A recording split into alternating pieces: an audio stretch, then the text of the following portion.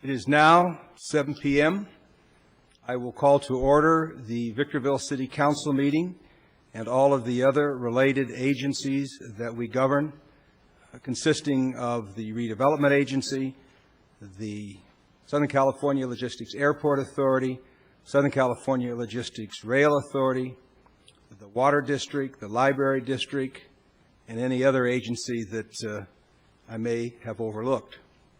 The custom and habit with this council is we begin every meeting first with a prayer, and tonight the invocation will be given by Pastor Ray Gimme of the Jubilee Community Church. That'll be followed by the Pledge of Allegiance, which will be led by the Girl Scout Troop number 1475. May we stand? Pastor? Father, as we come before you tonight, we just want to thank you for the city that we live in. And we want to thank you for these council members that have our best interest at heart.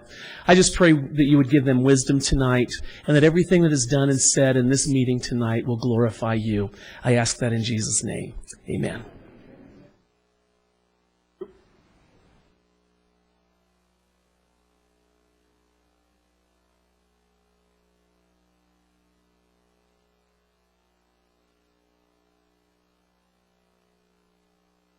Pledge allegiance to the flag of the United States of America and to the republic for which it stands, one nation, under God, indivisible, with liberty and justice for all.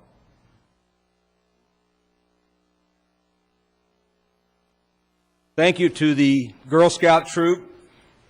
Whenever young people participate in the affairs of their city, it is something that adds a great dimension to the reason that we're here and the things that we do. So we appreciate the Girl Scout Troop for their participation in our council meeting. We have a very special program that goes on in the city. You see banners in the room here. You've probably seen the banners on the light standards and the poles around the Civic Center. It's a program designed to recognize and show our support to the men and women in uniform from our community who are serving on active duty. This program was put together through the initiative and the foresight of Councilman Cabriales. At this time, I will turn it over to Councilman Cabriales for the presentation of 3 of our military banners.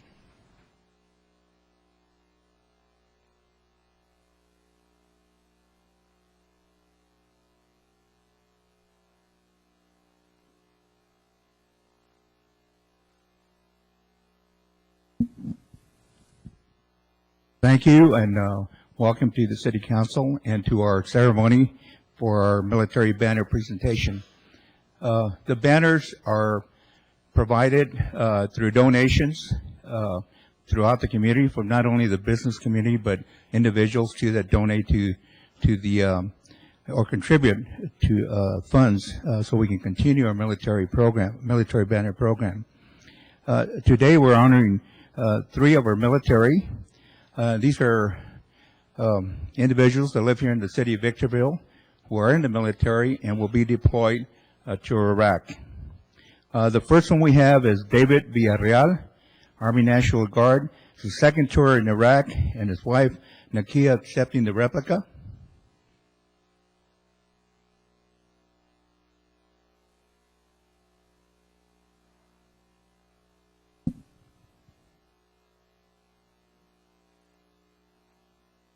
We just had a ceremony last week, and her husband was here with us for Patriotic Day, and the anniversary of September the 11th. And I guess is he gone now, or at least Friday. So once again, not congratulations, but we recognize his service to our community and to the nation, and so we would like for you to say a few words on his behalf and your behalf. I just want to say thank you. My husband is very, very proud to serve for this country and make this sacrifice for our family and your family. I just ask that you please support our troops. Thanks. Thank you very much.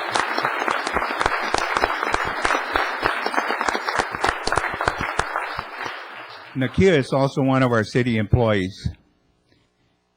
Next is Nicholas Coughlin, United States Marines stationed in Iraq. He's a 2006 graduate of Silverado. His grandfather, Joe Coughlin, will accept a replica.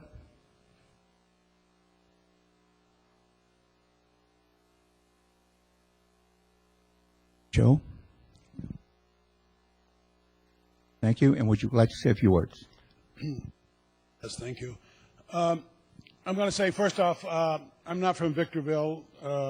Nicholas has been in Victorville since he was 3 years old, gone through the whole school system. His mom and dad live here. His other grandparents live here. I'm from Eagle Rock, California. I'm here, glad to be with you this evening. Nicholas is in Iraq. He didn't choose to go to Iraq, but he did volunteer to join the Marine Corps 2 years ago, and knowing full well that he might well wind up in Iraq, and he's telling us now he might, Afghanistan may be next. And I'm very proud of him for that.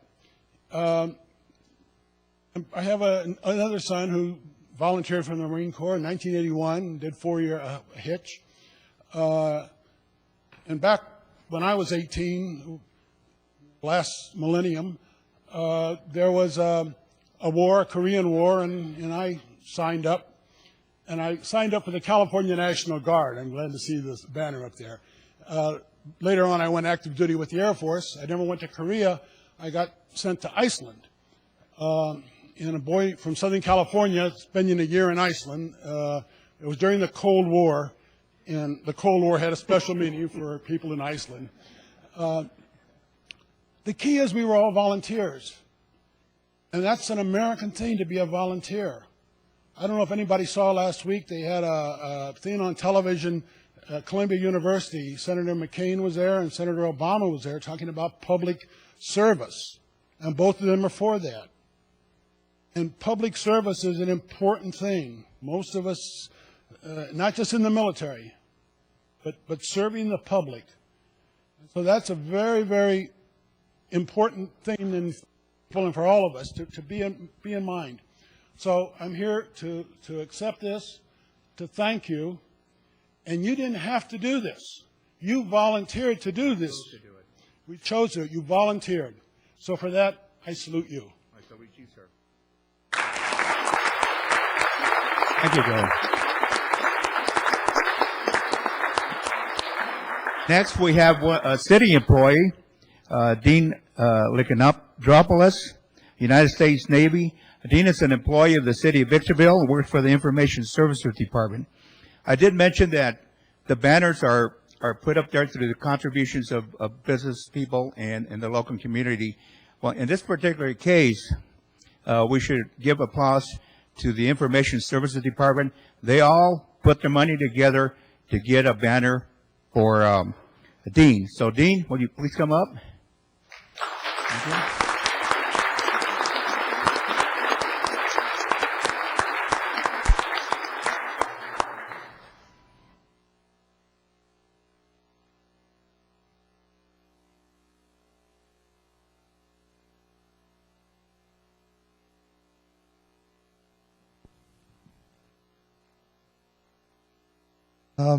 Just want to say thank you. I didn't know my department funded the whole thing, so I salute you guys. That's great. It is an honor to receive one of these, and it's an honor for me to actually go and do my part as a citizen of this great country. So thank you. Thank you, Dean, for your service. Hey.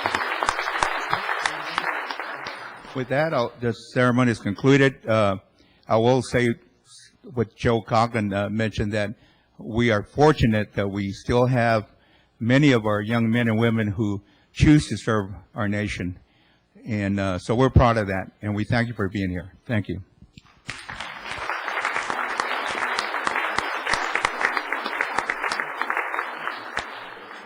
Before we leave the subject of the military banners, Victorville, I think, is rather unique in the way that we as a city react to the men and women that may be called into active duty. Mr. Roberts, as our city manager, would you please briefly explain the policy of the city of Victorville? Thank you, Mayor. It's my honor to do that. As we're aware, many serve in the reserves. And when they are called up to active duty, they leave their place of employment. And the federal government has asked employers to maintain a position for that person, so when they finish their active duty service, they will have a job to come back to. The City Council of the City of Victorville has gone far beyond that, and to my knowledge, there is no other governmental agency that has done what Victorville has done. Not only do they maintain a slot for that person to return to, but because the pay that that individual receives under active duty is less than the pay that they're receiving for the city, plus the city provides medical benefits and other benefits that the entire family enjoys. City Council didn't feel that it was appropriate for a family to economically suffer as a result of one of their family members volunteering and stepping up to serve their country. So while that individual is serving in active duty, the City Council supplements the income of that individual so that the family that is still here suffers no economic loss, both from the income and maintaining all of the benefits. And I think that's an incredible gesture of support by our military.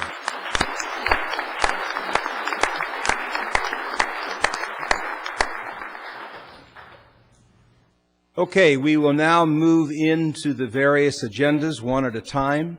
However, agenda item number 1 on every agenda, whether it's the City Council, the Redevelopment Agency, the Rail Authority, the Airport Authority, the Water District, agenda item 1 in every case is public comment.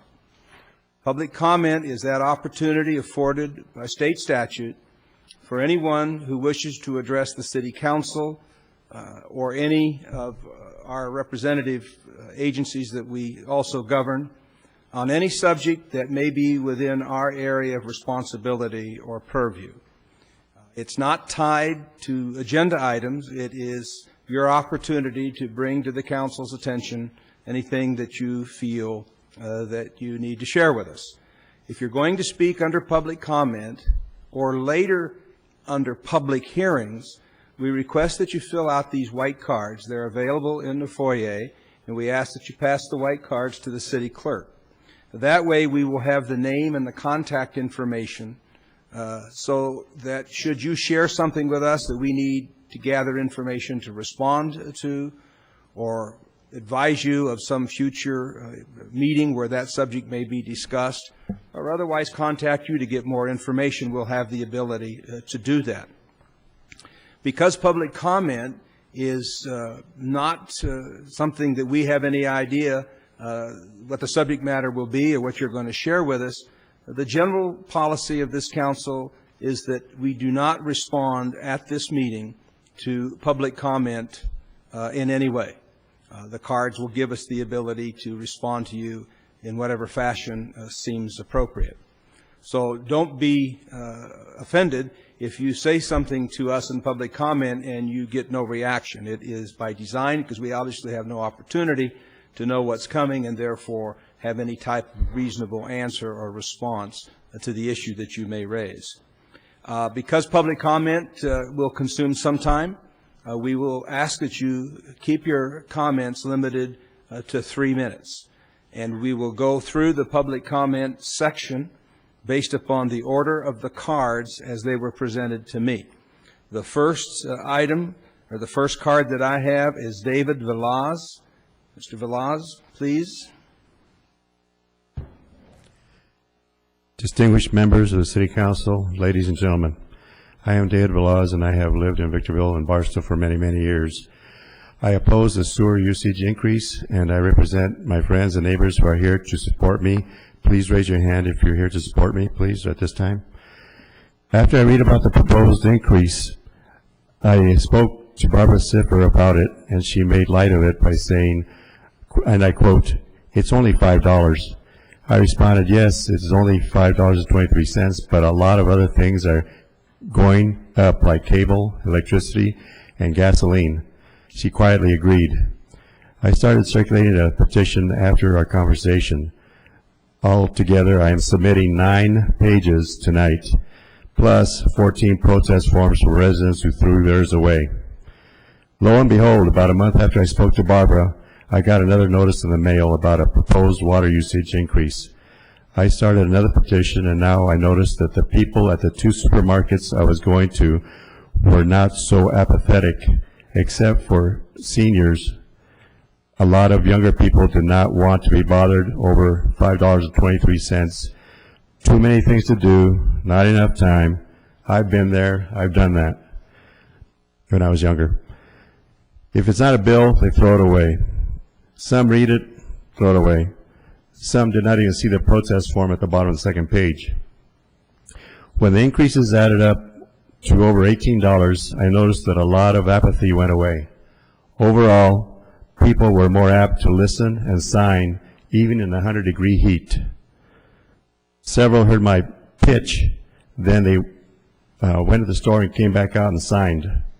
Not one person ever said he was for the increase. I'm going to repeat that. Not one person said that they were for the increase.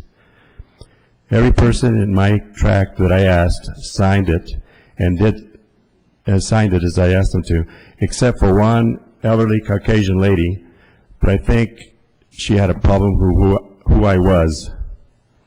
The recession is hitting our residents very hard, and the economic hardships can be measured by the many foreclosures of homes in our city.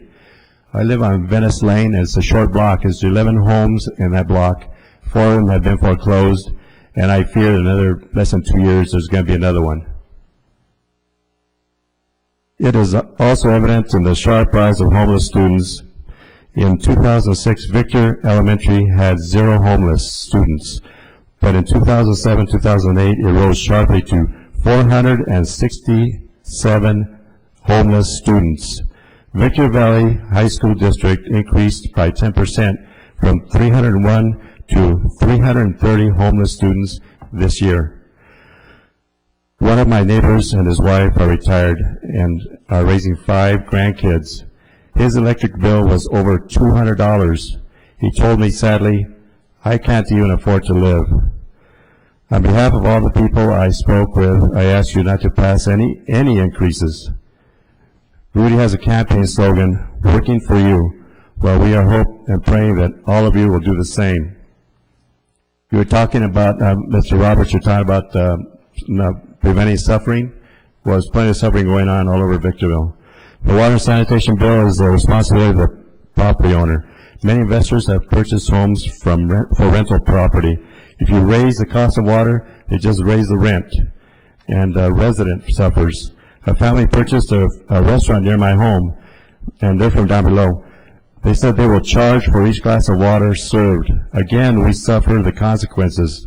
I believe that the residents, not the landlords, should have received the protest forms. I will not, do I submit the petitions now? Okay. You can submit it to the city clerk. Okay, I'm going to do that now. Thank you, Mr. Velaz. Next up, Craig Keller.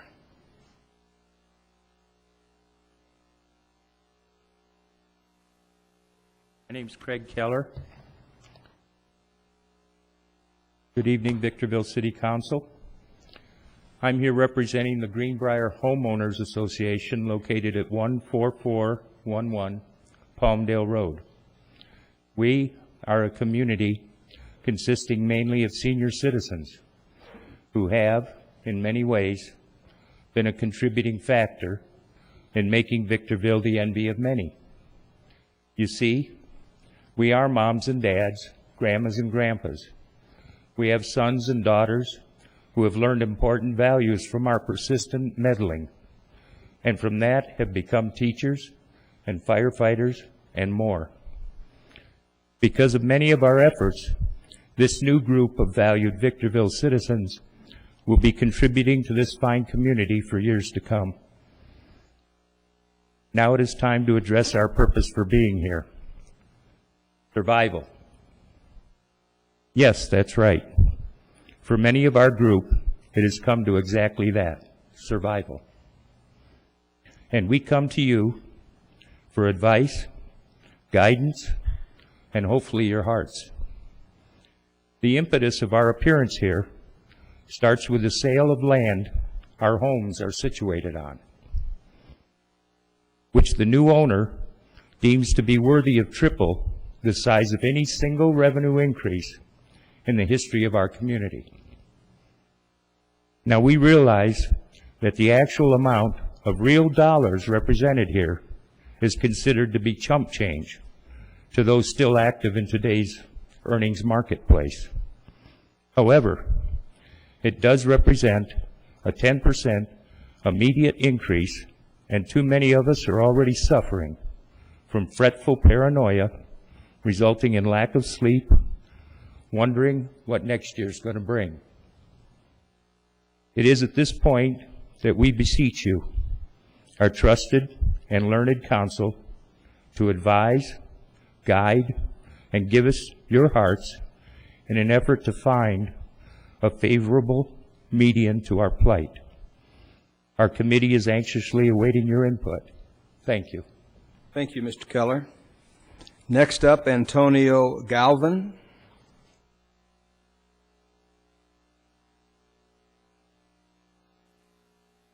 Antonio Galvin. Right.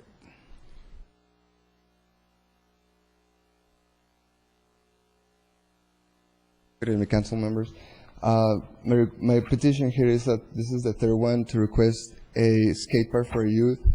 There has been a lot of children that skating out on the streets, and most of them, a lot of them have been hurt, and they don't have a place to do this. So we are requesting a skate park for these children so they can have a safe place to play instead of being skating on the streets where they can be hit by a car and injure either seriously or just fatal. So this is our third request to the City Council. Thank you. I will just briefly comment on that subject, Mr. Galvin. There have been prior requests, and we have asked our senior staff, appropriate officials in the city, to look into that request. Okay. Thank you. Thank you, Mr. Galvin. Chuck Henson.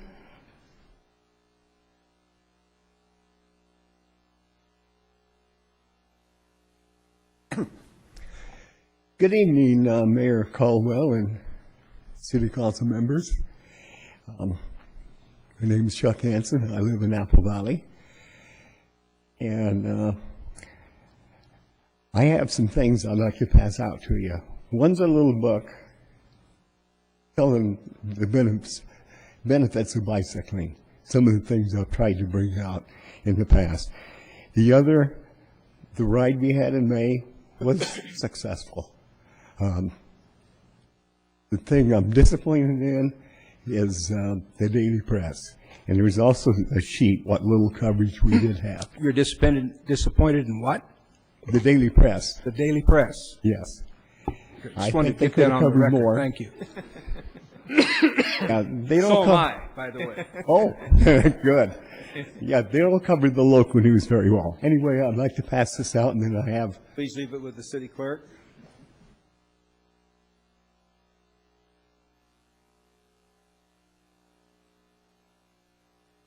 And then I've been trying to get all communities up here bicycle friendly. The only thing I see, Hesperia is getting some bike lanes in Apple Valley. I don't see any in Victorville or Adelanto. I did ride the Air Expressway that just opened up, and no bike lanes there. There are a few places you may have a foot or two, or maybe a couple of places where you do have plenty of room, but very little. And I would like to see the city make it a priority to get bike lanes in. And I know it's a common thing. The cities that do more for bicyclists find out they're getting more people riding. And then my wife's going to come up and talk to you about a ride that's coming up. And I didn't know if I'd have time to tell you about it. So anyway, I appreciate your time. Before you leave, I just want to defend myself, because you have asked me on more than one occasion to come and ride with you. Yes. My excuse, in terms of your most recent, is I had knee surgery on my left knee, and so that's the reason I didn't come and ride with you. I just wanted to bring that Okay, up. but next year, if you just even. I should be fine next year. If you just show up to, say hello to the people. By the way, I happen to agree with your assessment for the need for bicycle lanes. I get some pushback from the city staff because they're always concerned about liability and things like that. But I've traveled a good part of this world, and bicycle lanes are pretty prevalent. And so I share your interest in that regard. Thank you, Mr. Hanson. Okay. Can I make a comment, Mr. Mayor? Certainly. I just started riding a bike, I don't know, about 3 or 4 months ago, and you're right, it's a healthy way to get some exercise, and I enjoy that. And I did notice that we don't have bike lanes, so I think I've talked to a couple of our department heads about that. Pat Hanson?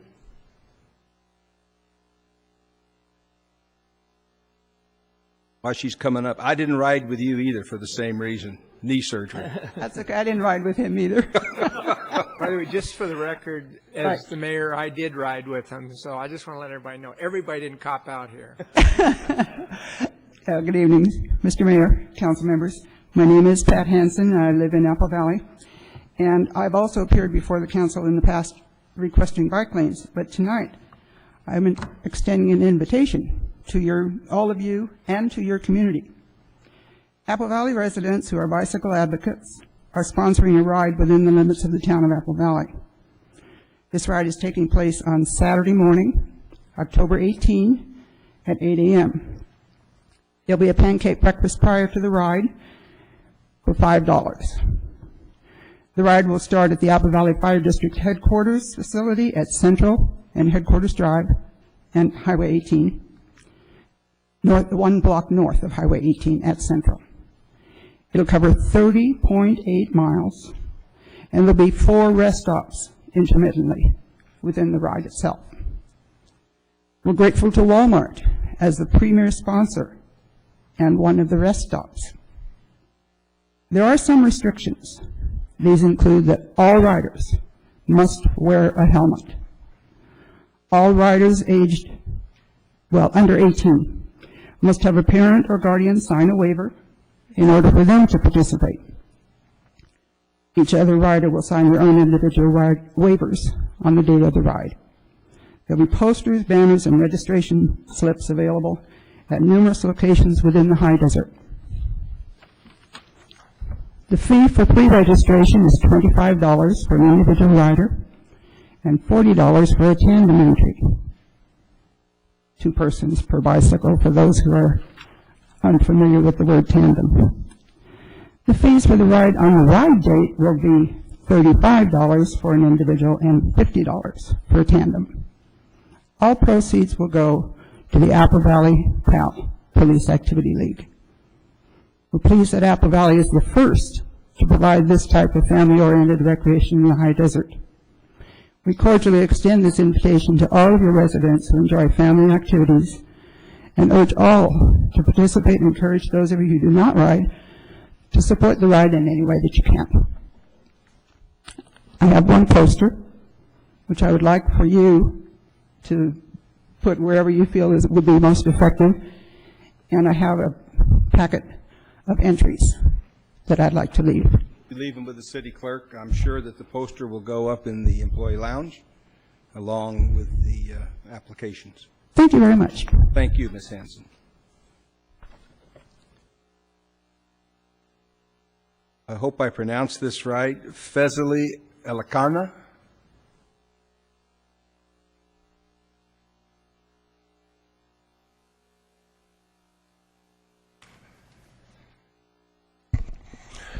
My name is Vasily Elikana. I'm residing at 16221 Vasquez, Victorville.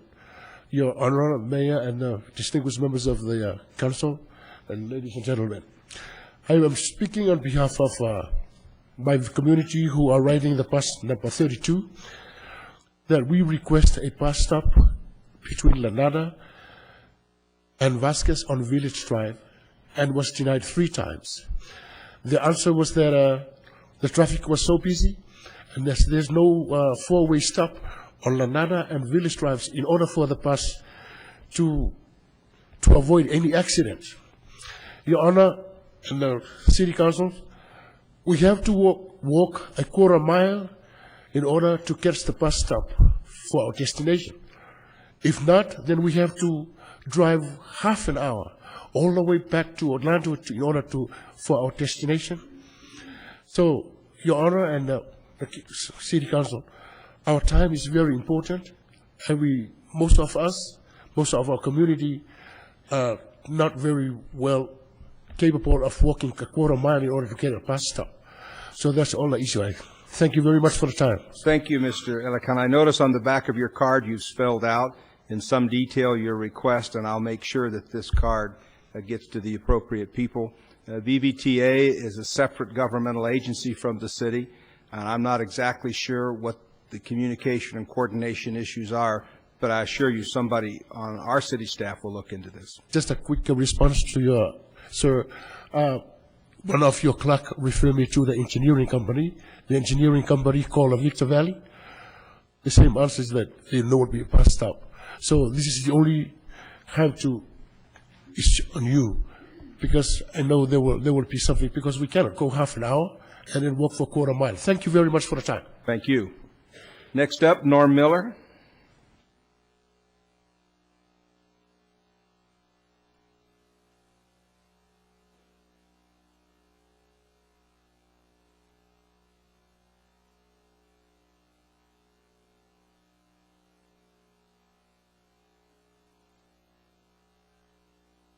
Mr. Mayor, council members, my name is Norman Miller. I'm with the Golden Triangle Ad Hoc Committee. And this is for everybody on the board there, but especially for Mr. Hunter, I believe, because I know he's pretty strong, has strong feelings about public safety and different things. Last week, the Golden Triangle Ad Hoc Committee spent the week getting a petition for having eucalyptus put through to 395. And one of the reasons we're doing this is because it's a big inconvenience for the people to have to go from Mesa all the way up to Sycamore or Bear Valley Road to get onto 395 and go back down to the Mesa area to go down the hill. It's a lot of roundabout driving for them, and they really do want to get eucalyptus put through. I was kind of surprised. Today I found out that they're going to improve eucalyptus, I guess, at the fire department park area. So I think now would be a good time to continue that on over to 395. The reason I'm saying that is if you're going to have a fire department on eucalyptus, that's about a half a mile from 395, they're going to have to drive all the way up to Bear Valley Road and come back down to eucalyptus to go across the street to take care of an accident or a fire that's at eucalyptus and 395. And that doesn't sound a very good way of doing it. To me, it's not best use of time. So that's why we're making this request. I have a petition here. It's got 240 some signatures on it. People that want to get eucalyptus put through. And it's not just the people in the lower end of the triangle that really will use eucalyptus. It also includes people in the older part of the triangle, because they can't get out on Sycamore. It's just so dangerous. They just hate to go out that way, including myself. And if I could go down to eucalyptus, to the signal that's there, I would certainly use that. And what's really amazing about this is that the signal's even there. The signal's there because it was required before they could build houses on the west side of 395. But it wasn't required to build houses on the east side of 395. And that doesn't make a lot of sense to me. So in closing, the only thing I'd like to say is this is going to cost money. I understand that. And as far as we're concerned, that maybe the people on the dais, the gentleman on the dais, should reconsider going to China and put the money into the eucalyptus. Thank you. Thank you, Mr. Miller. That concludes all of the cards I have for people wanting to address the council or any of the related agencies under public comment. Did anybody submit a card that I did you submit a card? In your name? Well, it didn't say what what you wanted to speak on. This indicates to me you want to speak on the Old Town redevelopment plan. Please come up.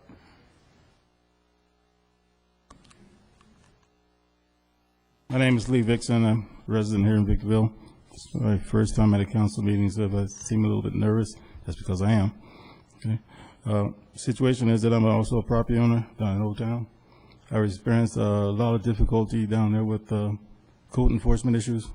Okay, I've spent some time reviewing the Old Town redevelopment plan. I see there's provisions in there for the city to provide some advice, some encouragement, and some financial assistance for property owners down there.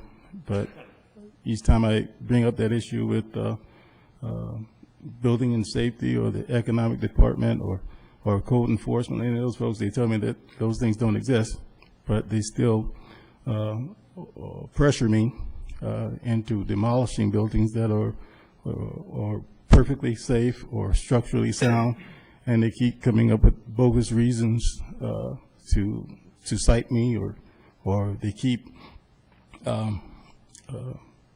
investors or partners that come in and want to remodel and redevelop the buildings with me. They keep discouraging them and pushing them away, and then they keep citing me and trying to give the impression that I actually neglect those buildings or neglect that property.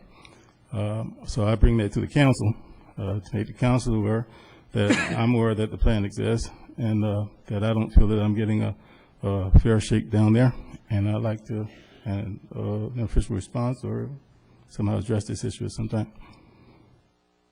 Okay.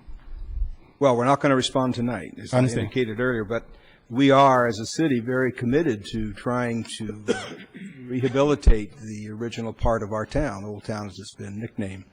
So I will ask the appropriate staff people to address the concerns that you've listed on the back of the card, and to communicate with you in writing and keep the council informed, and we'll see where this goes. Okay. Thank you. Thank you. Mm-hmm. That exhausts the cards for agenda item 1, public comment. One last opportunity. Is there somebody here who had intended to speak under public comment and failed to turn in a card? All right, then we will go to the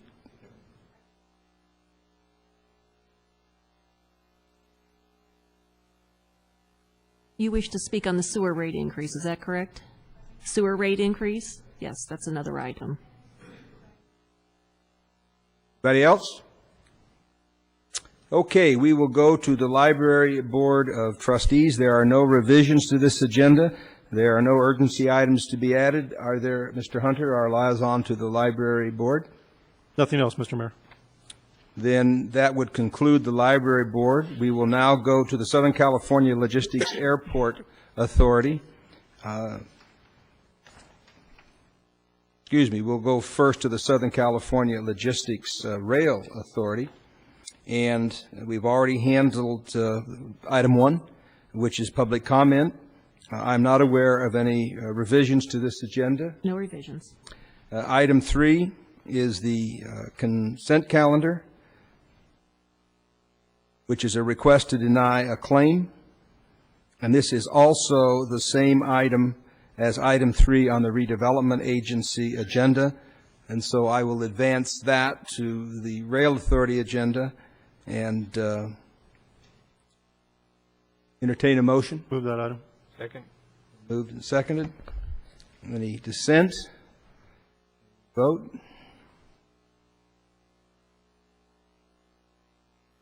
I'm unaware of any other items to be added to the Rail Authority agenda. There are none. Then we'll conclude the Rail Authority agenda and go to the Southern California Logistics Airport Authority agenda.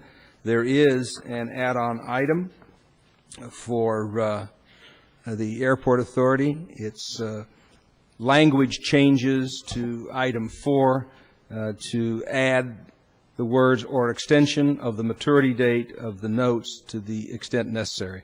That's just a semantics ministerial addition.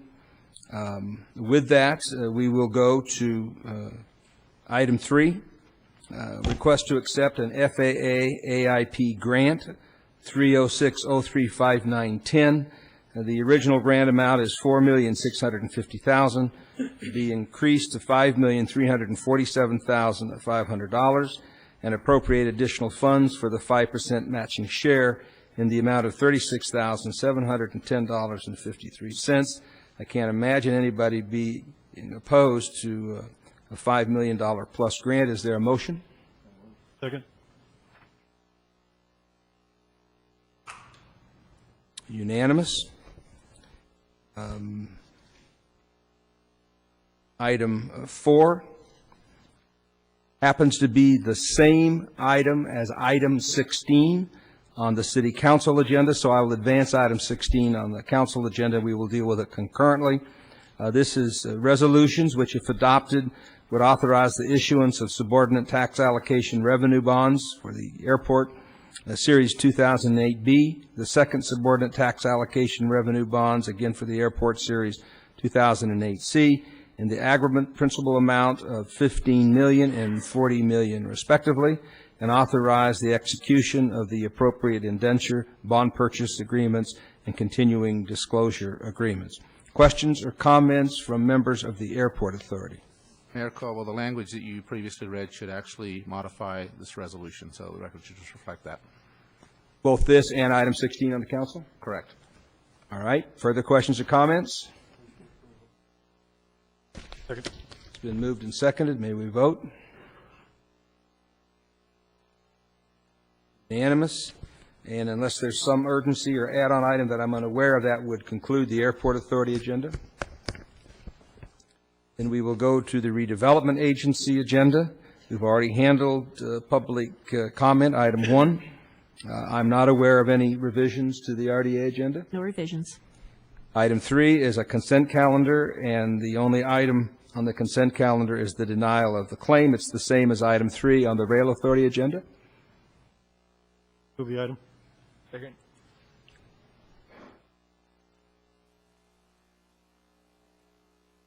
Unanimous.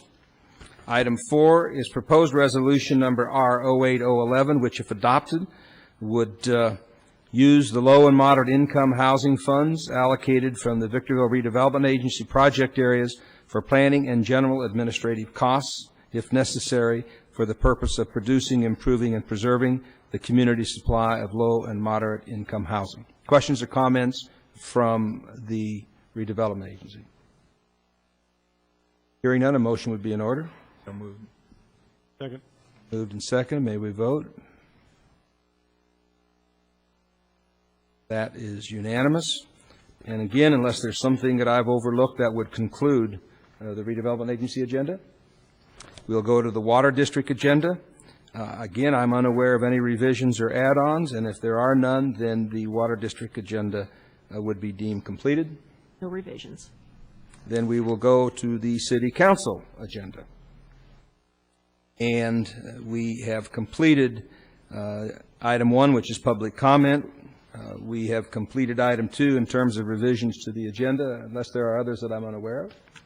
There is an urgency item that is on the Well, dais. the urgency item I'm not bringing up until the end of the meeting, and it remains to be seen whether the urgency item can muster support to be added. So we will deal with that at the end of the City Council agenda. Okay, agenda item number 3 is an appeal hearing. It's an appeal hearing dealing with a prior Planning Commission decision regarding a conditional use permit for the Victor Valley Rescue Mission. The Victorville Planning Commission denied the application, and the Victor Valley Rescue Mission has appealed the decision of the Planning Commission. I want to set a few ground rules. The purpose of the council in hearing this item is to listen to testimony to determine if the Planning Commission either erred or abused its discretion with regard to its decision to require the conditional use permit. Now, I know that there are a lot of people here who wish to be heard, and we will give everybody an opportunity to be heard. But I want to point out that this is not a hearing that deals with the question of the merits or the actual involvement of that particular church activity. That is not an issue that is a part of this appeal. The appeal deals with the appropriateness or lack thereof of the Planning Department recommendations which led to the Planning Commission decision. The council has two choices. We can either uphold the Planning Commission decision and require that this matter proceed by way of a conditional use permit, or we can overturn the Planning Commission decision with regard to the appropriateness of the conditional use permit. We have the complete transcript. We have all of the staff reports. We have copies of everything that has been generated on this subject. It's a part of the record, and it's a part of the materials that have been presented to the Victorville City Council for its deliberations here tonight. So I would encourage all of those who wish to speak on this issue to not reinvent the wheel, to not try to go beyond the scope of what I've just described, and recognize that there is a rather detailed record. I'm presented with cards from 3 individuals indicating that they want to speak to agenda item 3. And I am going to not impose a time limit at this point in time, based upon the fact that I only have 3 cards. And I want to make sure that the appellants have the opportunity to share with us their issues and their views on this issue. But I ask that it not be repetitive. If somebody says something that you agree with, certainly it's sufficient for you to indicate that and not simply restate it.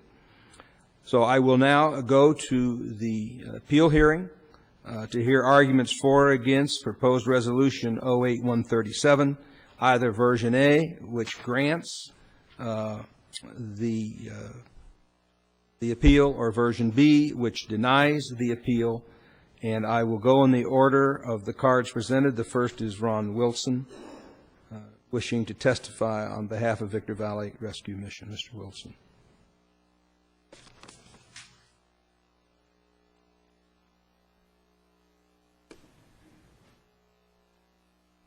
Good evening, City Council. My name is Ron Wilson. I am a resident of Victorville and also the director of Victor Valley Rescue Mission.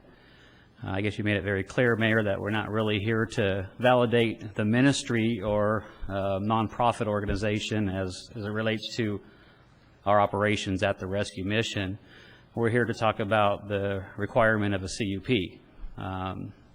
And I'm going to let my CEO talk to that because he's more prepared and versed in the law. But it just occurs to me that at the Planning Commission meeting last month, Mr. Webb made a statement in opening that it doesn't have anything to do with the prior rescue mission and the operations. I would like to say that I've been on staff since April and been part of the Rescue Mission Alliance, which is the umbrella covering of this ministry now, which wasn't there before.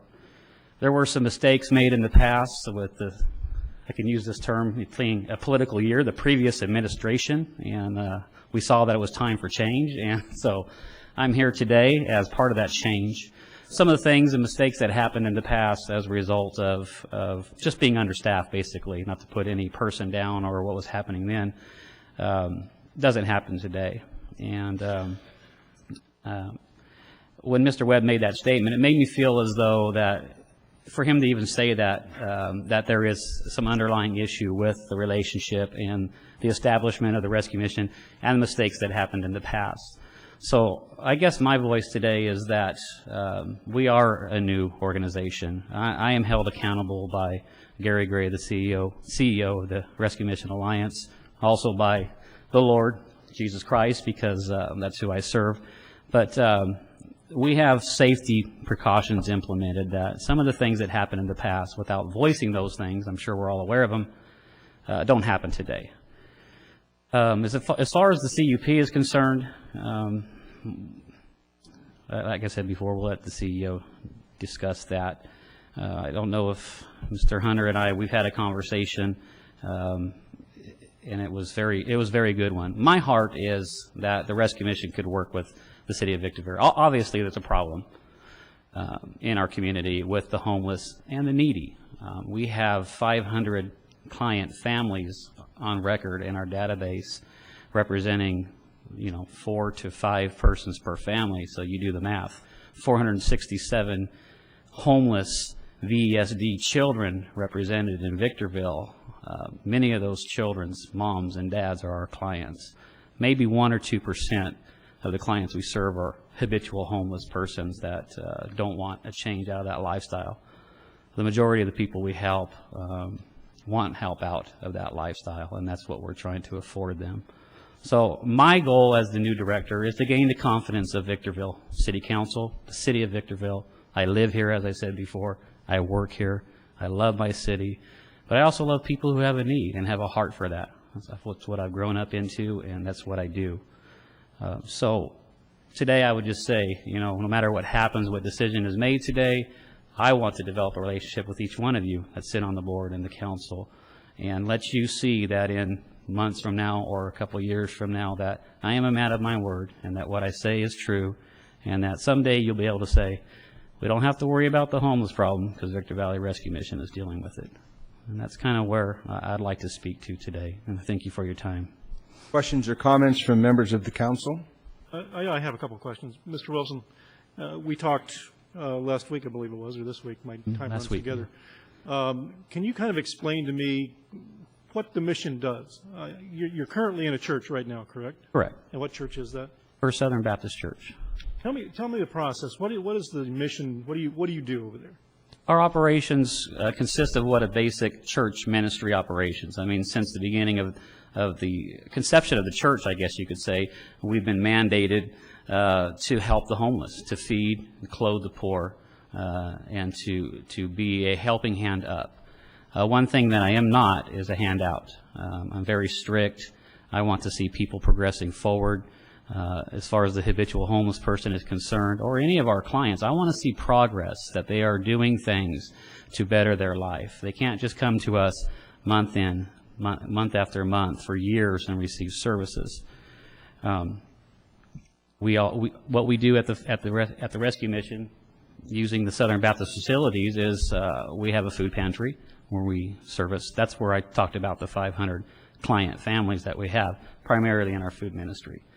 We give them clothes, and we serve 2 hot meals a week to those that are in need or that would come by and just want a fellowship and dine with us.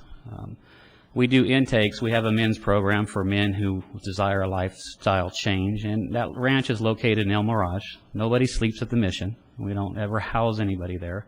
Our offices are there. The hours are 10 to 4. I'm typically there a little earlier and a little later.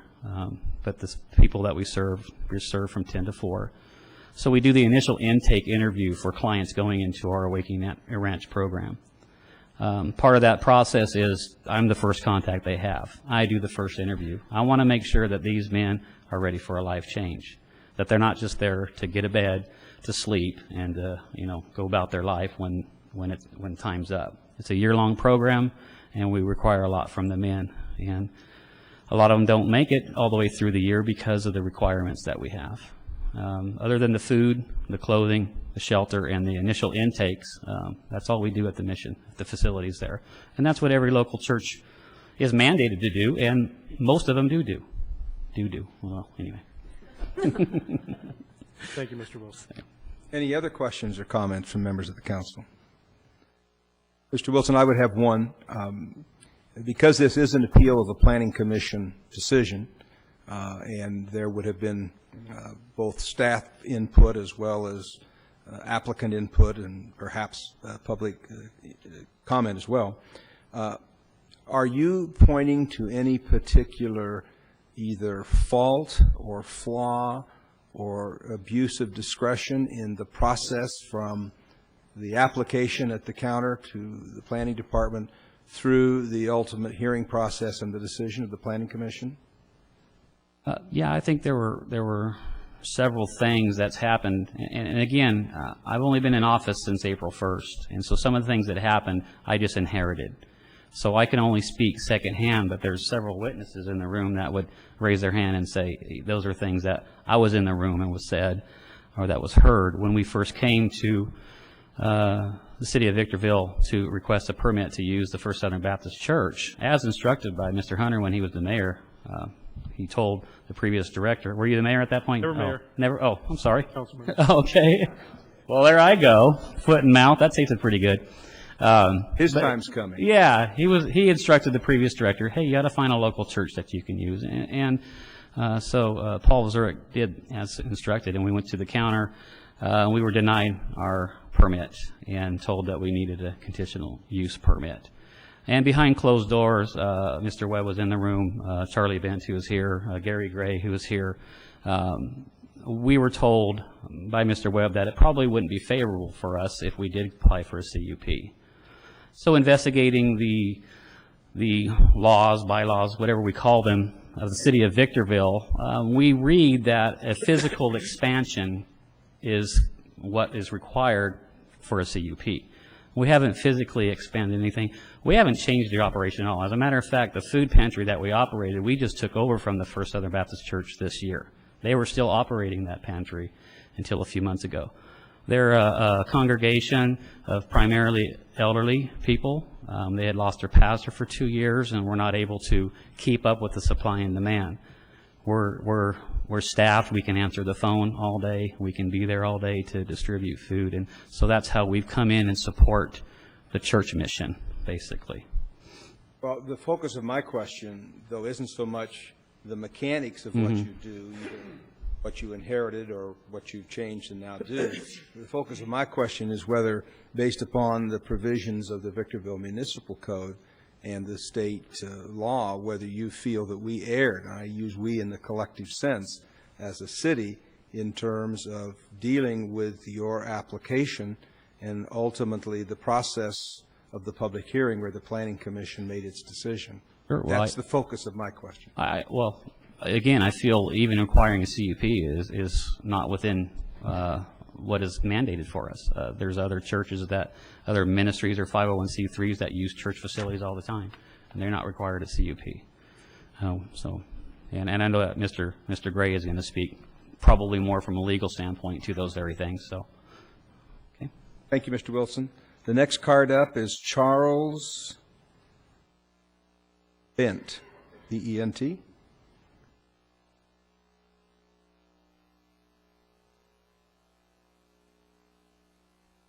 Thank you, Mr. Chairman, distinguished council members, ladies and gentlemen. My name is Charles Bent. I'm currently the office administrator for the First Southern Baptist Church, corner of 6th and Tracy in Victorville. And, of course, I'm here to support the appeal for the Victor Valley Rescue Mission concerning the CUP. I want to make it clear that I don't work the entire day, so I can only speak for the 4 hours in the morning that I work.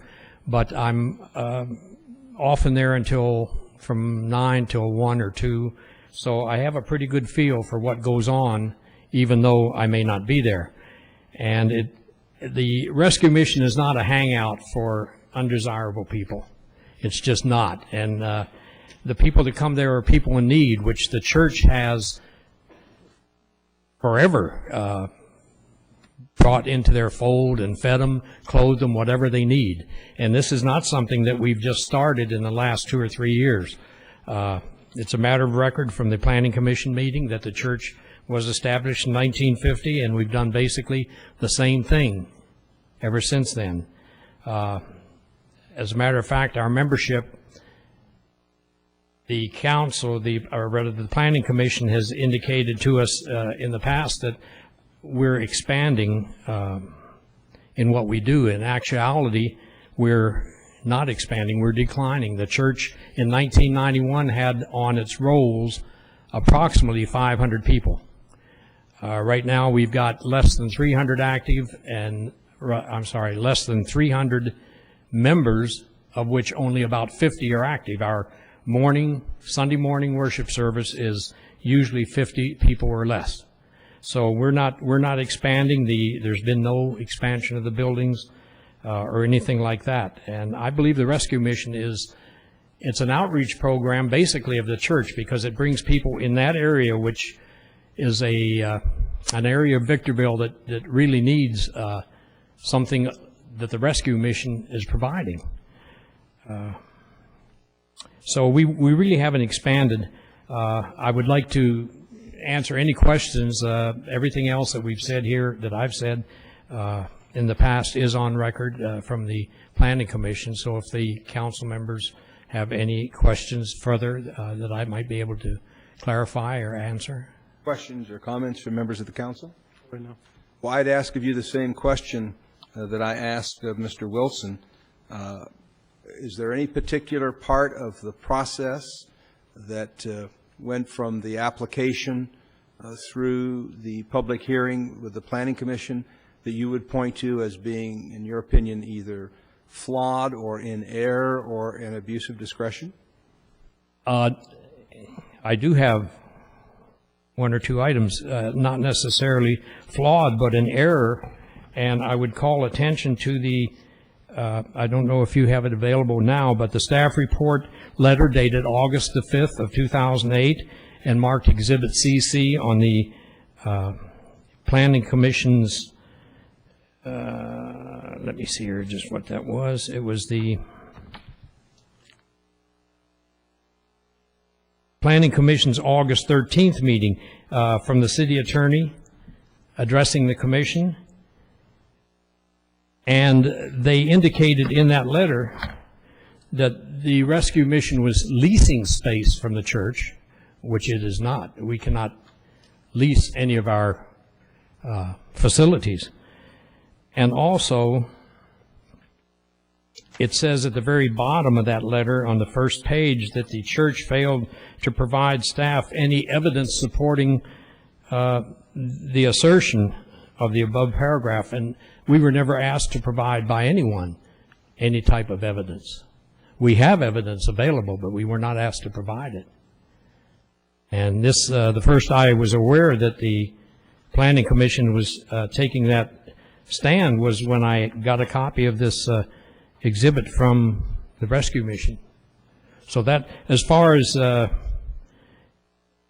may just be a matter of misunderstanding, but I don't think that the Planning Commission or the City Council, for that matter, has erred in anything. That they've gone pretty much by the book, as far as I can tell. But then again, that's not a department where I have any expertise.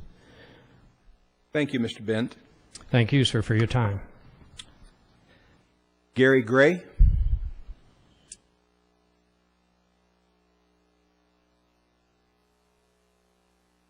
Mayor, City Council members, thank you for the grace on the time limit. I'll answer your question, I guess, right up front as far as erring in the process. I think one of the errors in the process is requiring the church to provide proof of their past operations to demonstrate that they can continue to provide these same services and partnering with another nonprofit. I think the burden of proof is on the city to demonstrate that these services didn't exist in the past and that this is an actual expansion. They're demanding proof from the church, and I think it's an error in the process that the church has to provide the proof. The burden of proof is on the city. So I'll go ahead and answer that up front. I do want to thank you for hearing our appeal. I don't know, there's not any other speakers, but I think there's several people here that are in support of our appeal, and maybe we could just see that by... No, you don't want to do that? Okay. You're the speaker. Okay. We don't get involved in group discussions all right. or hand waving or anything like that. I thought maybe you just wanted to see public support. Anyway, my name is Gary Gray. I'm the CEO of the Rescue Mission Alliance. Rescue Mission Alliance is a nonprofit organization that began in 1972 in the city of Oxnard. We have expanded and provide services to the homeless across Southern California, all the way from Santa Maria to Ventura County. We have two ministries there, Ventura County Rescue Mission, Lighthouse Women and Children's Mission. We have two operations in San Fernando Valley, the Valley Food Bank and San Fernando Valley Rescue Mission. And recently we've added the Victor Valley Rescue Mission because the board of the Victor Valley Rescue Mission approached the Rescue Mission Alliance asking if we would come in and help strengthen the operations here, because they were the previous director was resigning and leaving, and they were looking for a new direction. So we have come in, we have merged legally the two organizations. We are one 501c3, the Rescue Mission Alliance. The Victor Valley is a DBA of Rescue Mission Alliance. We partner with churches across all the communities that we operate in, and doing the same type of operations, providing food, clothing, counseling, case management, and just extending a hand to those that are in need in the communities. And all of our funding actually comes from the communities. We receive a broad level of support in the communities that we operate. We're well respected in those communities. In 2008, we were voted the Service Organization of the Year by the Oxnard Chamber of Commerce. We're not here in an adversarial position to argue about the need, but we're here to work towards solutions for the need that exists. We realize that Victor Valley Rescue Mission has had some struggles in the past. They've made some mistakes. There's been challenges in operating in compliance, but we do have a new leadership in place and a new direction for the organization. You have all the documents as it relates to the legal issues in front of you, all the briefings and so forth, so I won't go into that.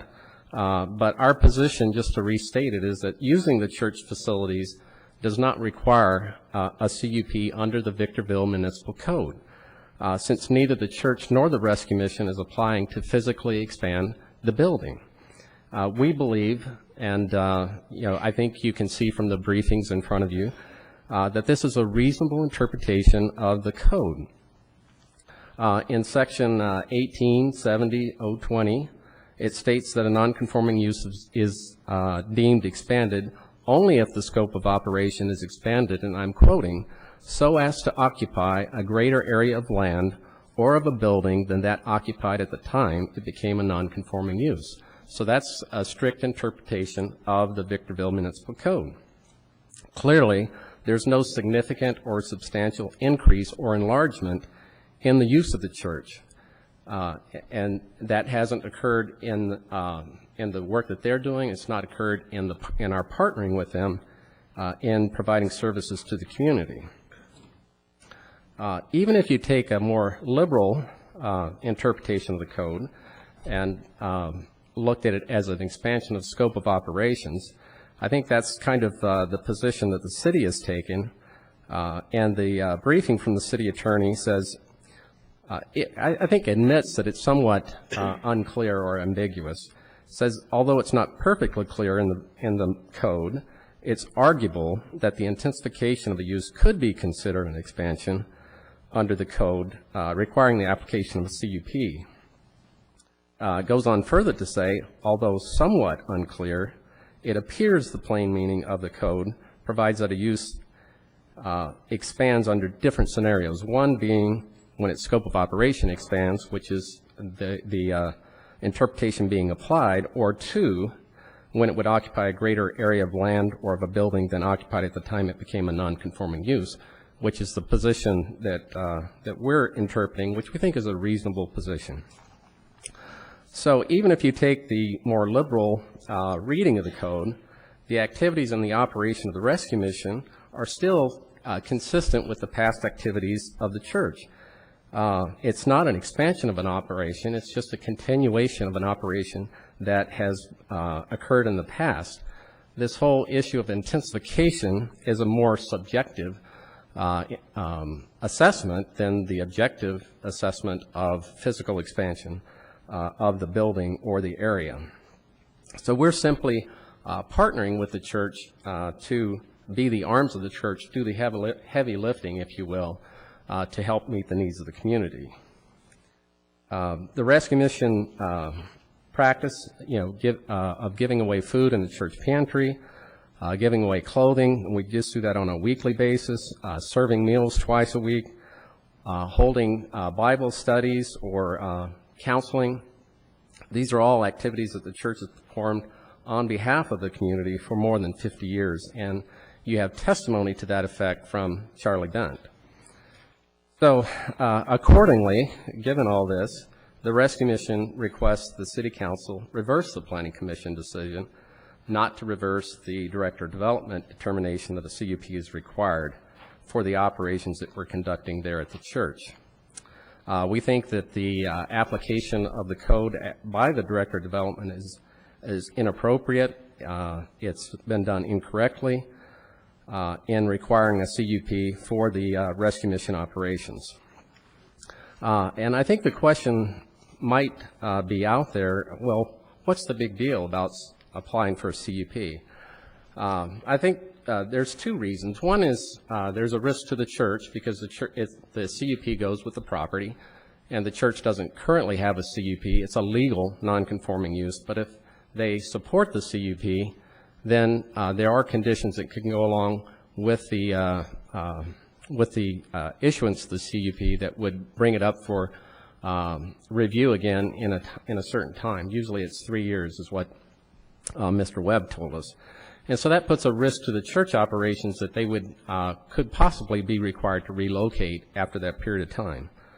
The other reason that we're reluctant to proceed with the CUP is the stance that the Development Department's taken. In a letter from Bill Webb, February 21st, he says, based on your proposed scope of services, your operation is not a commercial use. Of course, it's a commercial zone.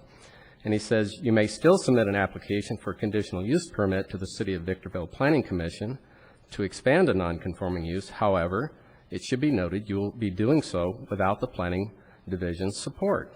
So I hope that answers the question why we're reluctant to proceed with a CUP. It's our position, which we think is reasonable, that looking at the Victorville Municipal Code, that it's being interpreted in error.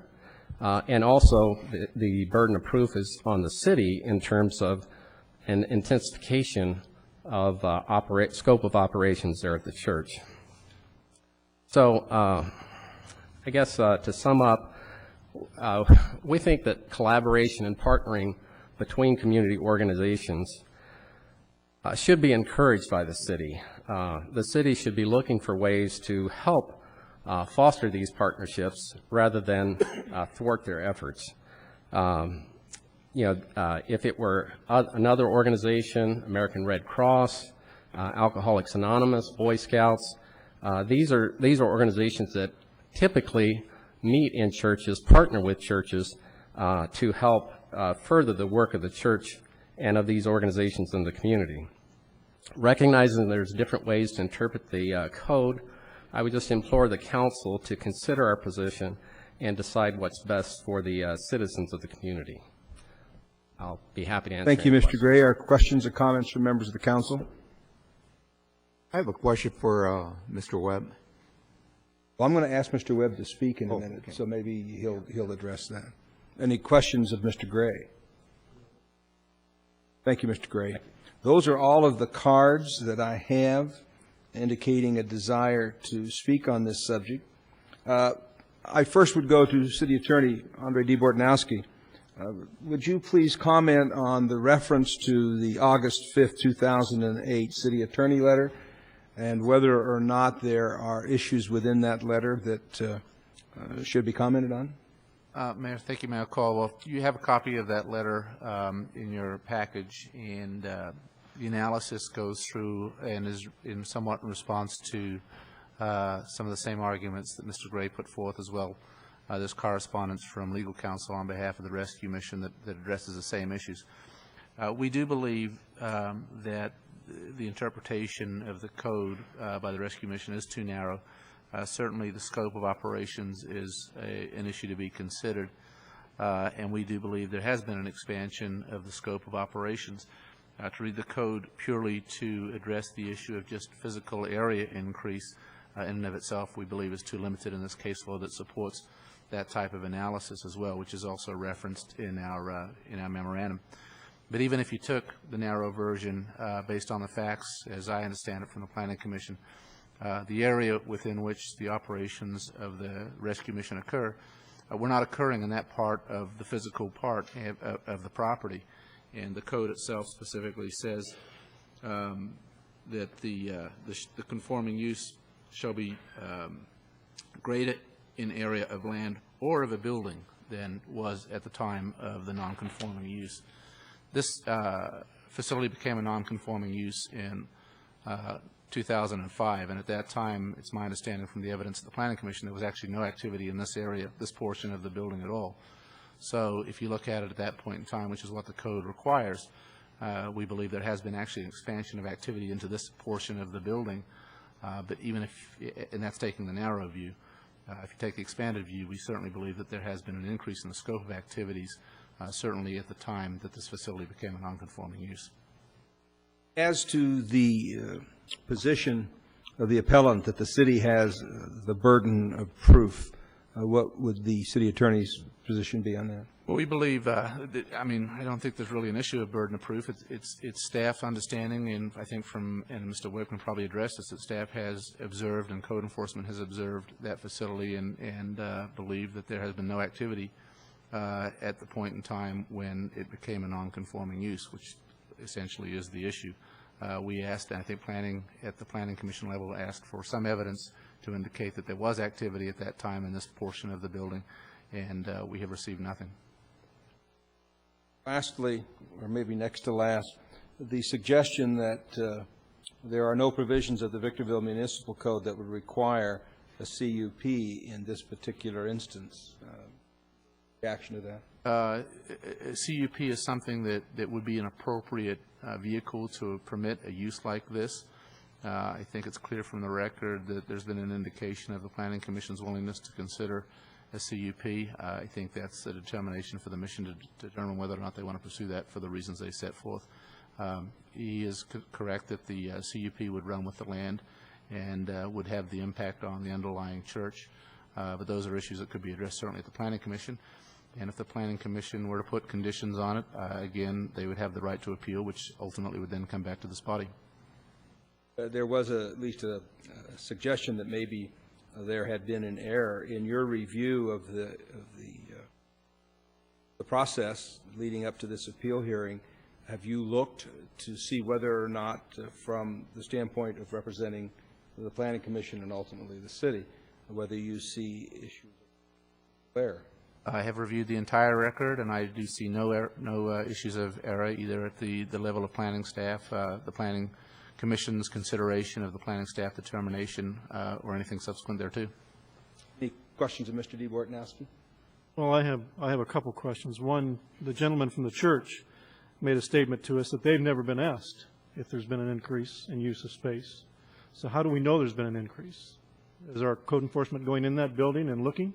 My understanding, and again, I defer somewhat to Mr. Webb, but my understanding is that the inspections occurred as a result of the fire department going in and doing various inspections on the property, and at that time determined that there were uses that were now being undertaken that were not there previously. That documentation in our documentation? I defer to Mr. Webb. I don't believe there is. That documentation is not in ours? Well, I would like to know what that documentation is. I'd like to know what you have that says when they started using a different part of the building, when we have someone from the church that says they've been using it all along. Well, why don't we have Mr. Webb come up so that he can participate more directly in this process? We were alerted by fire department, which conducts annual inspections on the building, and that building had previously been uninhabited for several years. I do not have the documentation in this report, nor have I been asked up to this point for that documentation. Our initial discussions at the end of 2007, beginning 2008, with the applicants and the representative from the church, the representative stated that portion of the building has not been used for several years. In addition, that portion of the building was approved in the mid-90s for Sunday school, and there's a conditional use permit for Sunday school use. It's been even more years since it was used for that use. If there had been uses in that portion of the building, they were not authorized or legal during that period other than for Sunday school. Mr. Webb, you've been in the audience throughout the hearing, and you've heard the three representatives speak. Do you have anything you want to share with us, either information that we've not talked about or comments in response to the comments that have been made? No, I think the city attorney covered fairly well the series of events that led up to this. As far as As far as the site itself, again, this evening, whatever the vote or whatever action the council takes does not impact the church or impact the applicant at this point if they proceed through the process with the CUP, or if the appeal is upheld this evening. There will be no negative impact on either the applicant or the church itself. I will say this, that at the time of the letter stating that the planning division could not support the application at this time, that is something that we will advise any applicant that comes in so that they know basically if they're going into commission with or without support after having several meetings and discussing the project. The reason for not supporting is the entire basis for non-conforming uses and changing zoning and therefore creating non-conforming uses is to, in time, change that use out into a commercial use. There's not an intent on the city's part that I'm aware of to vacate the land or get the church out or anything of that sort. However, the planning department cannot support a expansion of a non-conforming use, since the whole basis of zoning was to change it, and that if and when that use leaves, it'll be converted again to a commercial use. Since that time, what I will note is that it's my understanding that upon looking at it through the general plan, that site itself may be proposed to be reduced to C1 rather than C2. And what that means is that the church would no longer be non-conforming and would be permitted through a conditional use permit. And I'm stating that so it doesn't come back later that we flipped or switched. That's actually looking at the land uses and what the best possible use for that property is. However, having said that, I want to make it clear it does not change the process this evening or the process that we would ask the applicant to go through. Although the church would be a permitted use and the rescue mission would be permitted, they would still be permitted under approval of a conditional use permit. So they would change from non-conforming, but a conditional use permit would still be required, which would still bring us back to here. But I did want to explain that there will be a series of proposed zone changes in the future for that area. Hunter? I'll wait in my comments till we're done. If we're done, I'll comment. So I want to make sure it's clear in my mind. You from staff and apparently ultimately the Planning Commission was that the expansion of the program into an area that has been unused for this purpose, what is considered an expansion of a non-conforming use or an intensification of a non-conforming use. Do I have it straight? Yes.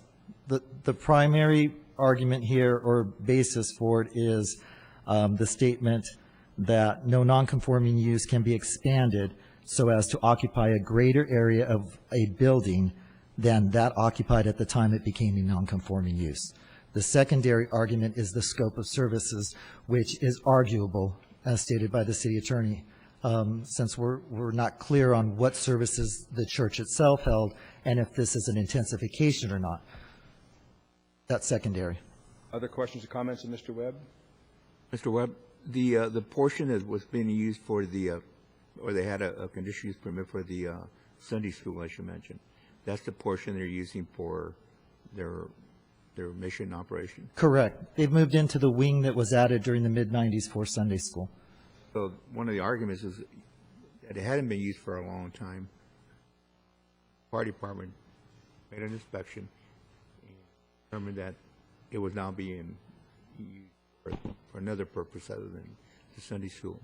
Correct. You do have documentation that the fire department made the inspection. I do not have the documentation. The fire department reported to code enforcement that there was a user in there that previously was not there. We have no records or business license for any use being in that wing within the last several years. Anything else of Mr. Webb? Thank you, Mr. Webb. That exhausts the cards that I have. I know that this is an important issue. Before I close the public hearing, is there anyone who has not spoken who had intended to speak under item 3, which is the appeal hearing for the Victor Valley Rescue Mission? Hearing none, then I'll declare the appeal hearing closed. Council, you have proposed resolution number 08137, version A, if adopted, would grant the appeal. Version B would deny the appeal with regard to the requirement for a conditional use permit. Debate amongst the council. Well, I respectfully disagree with our city attorney or the planning commission that this is a requirement for a CUP. I don't see it as an expansion. When I was on the planning commission, I don't remember anything coming to us that wasn't an expansion physically of the building or whatever. Now, maybe that you can interpret that, but we tend to interpret laws any way we want sometimes. I have an issue. We have homeless in this community. We're going to have homeless in this community no matter what we do. And as if you remember, as Mr. Wilson brought up, in the last time we had this mission before us, I instructed the director at that time he needed to seek a church because that's where the benefit would be and that's where they should be, is in a church. They have done that. And now again, then we start asking them for more and more things. According to the gentleman from the church, this hasn't been an issue because this part of the building hasn't been used before. I don't see that as an issue. So they're now starting to use it to give out food and clothes and give somebody food twice a week, which is a heck of a lot better than giving them down at the park every day. At least they're controlling. They're taking care of what needs to be done. They have a mission out in El Mirage that's doing good for the community, trying to do good for the homeless. I've met with Mr. Wilson. I believe that he has set some strict rules on what's going to go on. I guess if I ask the question, is the CUP a big deal for them? I don't know if it is or not. But for me, we need to kind of help out the community a little bit too in taking care of this homeless issue. Yes, there's homeless out there that just want to be homeless. They're going to be homeless no matter what we do. I remember 5 or 6 years ago sitting at the park down there with one of the reporters and talking with a group of homeless people, and I asked every one of them if I could get them a job today, would they take that job? Without exception, they all said, no, we don't want a job. We don't want to be left alone. We want to get our paychecks from the state and go get our drugs or our booze and stay there. We have people that are homeless now in the economy we have that need help desperately. They have nowhere to live. They have no food. And now we want to put restrictions on what an organization can do to help these people. I have a little bit of an issue with that. I guess at some point we have to trust people that things have changed and they're going to do things different. So for me, I have a little bit of issue with requiring that CUP on this type of development. If they're increasing the church size, then yeah, we need to do something. But I just don't see, because we've opened a room up and they're giving things out of it, issue. Further questions or comments?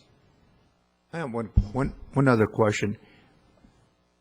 If they're serving food, do they have a health permit? Are they required a health permit? Can someone answer that?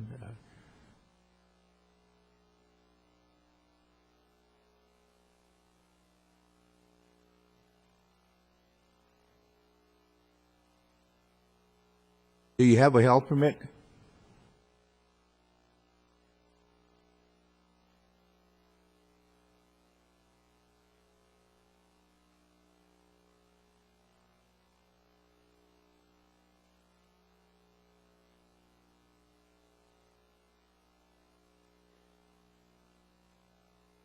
Any other questions or comments? I haven't said much because I've been sitting here thinking about, first of all, the appropriateness of the CUP, which to me is the centerpiece of what we're doing. For me personally, and seeing the liability that comes with this city, I'd feel far more comfortable of this operation going ahead with a CUP in play. I'm very persuaded by Councilman Hunter's arguments of us needing to make our commitment as a community as well.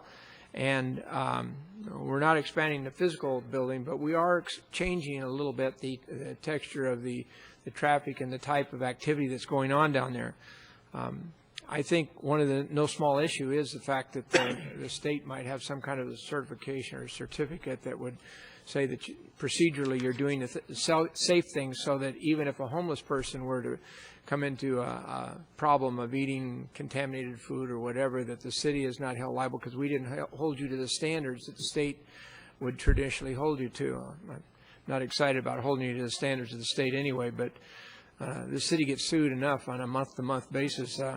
I just have afraid that some, all due respect to Mayor Caldwell's profession, that some attorney out there is going to get excited about grabbing a sick person and finding some little niche in that cranny and saying, aha, yeah, you dropped the ball, you injured this person, and there we go spending millions of dollars defending ourselves against something that's, we were trying to do the right thing by the way Mr. Councilman Hunter has couched it. I would like to see you go ahead and continue with this operation, but I'd like to see it under the form of a CUP. I feel that I like what you're doing today as opposed to what was happening just a short time ago. I'm on your side in that respect. But I've sat on this council for a long time, and I'm very defensive and protective of the taxpayers' dollars that we become more and more scarce as we move down this timeline. And even today, this year's budget, they're finding ways of taking our property sales tax, redevelopment money, you name it, down the line, and then to get a liability on top of that. I'm very uncomfortable with that. I'd feel a little bit recalcitrant as a councilman saying, let's go ahead and perform this service, but let's do it in a way that protects the taxpayers. So for me, I'd like to see you continue. I'd like to see us have a way to continue that while you go through the CUP process. That would be my intent. And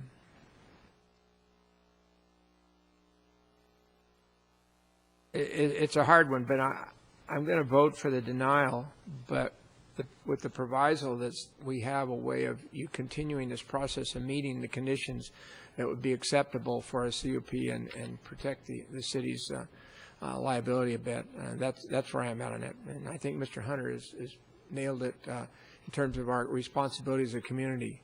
And I don't think it's an awesome thing. You haven't expanded a physical building out there, and sometimes in the old town that is a big deal when you start to add or subtract to a building that's as old as some of those down there and things like that. It does become a problem. But here it's just a matter of an activity. So my inclination is to deny with the opportunity to have it go through the process without you being denied the process of continuing your service until we get the CUP done. That would be my way. Well, I agree with most of what Mr. Hunter has said, and I agree with most of what Mr. Rothschild has said. I think it's a wonderful service. I think that to the extent that there's new management dealing with the issues that caused a lot of community heartburn in prior administrations or management is commendable. I think all of us have a certain responsibility to help the disadvantaged members of our community. But having said that, we have a municipal code. We have zoning requirements. We have permitted uses, and we have conditional uses. And we have a process that tries to deal fairly and even-handedly with these kinds of things. We have staff to provide material, ultimately to a planning commission that listens to the testimony and reads the materials and makes a call.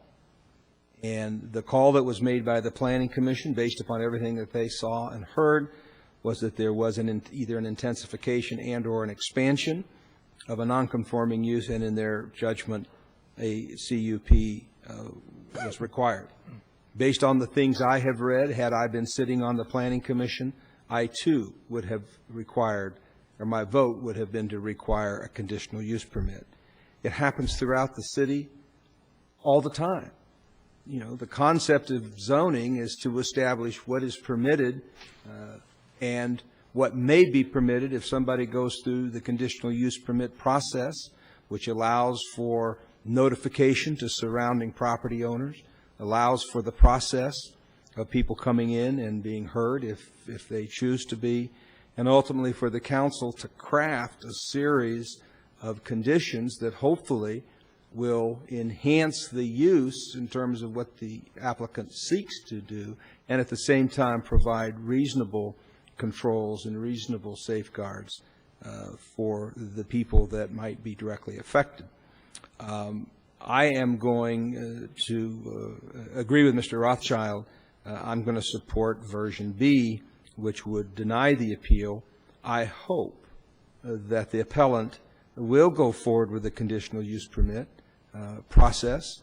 I think they have nothing to fear. There's nobody in the city that's out to do you in. There's no effort that I'm aware of to somehow constrain you in terms of what you've been doing historically.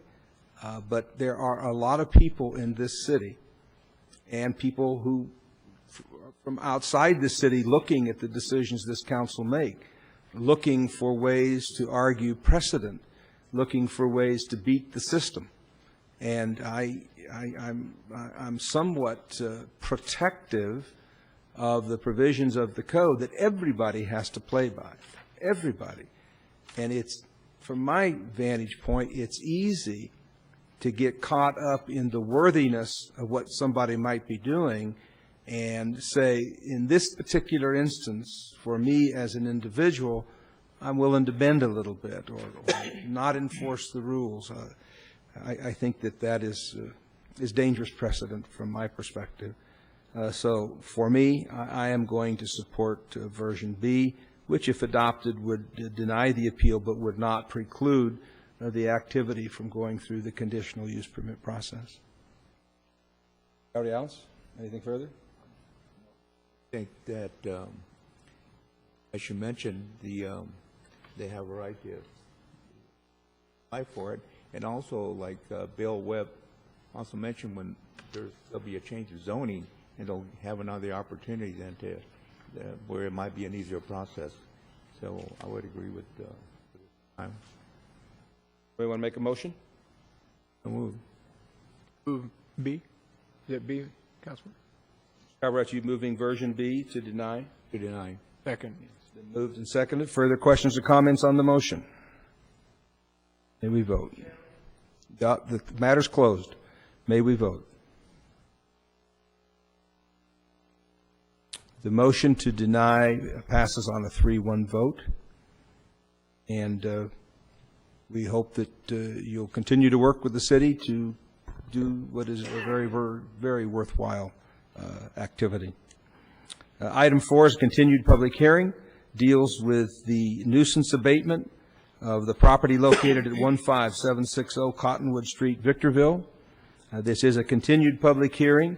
I would indicate for the record that all of the material, all of the testimony, all of the comments that we received previously are again incorporated into this process tonight. And before I go to public comment, I would turn to Mr. DeBortnowski, because this is an abatement issue, and ask if there's anything further or additional to be shared with the council. The only thing, there's a slight correction in the staff report. I think the staff report was a carryover from the last one, and the last sentence thereof indicates staff was indicating that things had occurred to their satisfaction. That, in fact, since the result of subsequent observations of the property has not occurred, and I think staff now is suggesting that at this point we go ahead and seek the order for abatement. Questions or comments from members of the council before I go to the cards? If not, this is a continued public hearing. The public hearing has remained open. It's an opportunity for people to speak. I only have one card, and the card that I have is from Ida Inosa.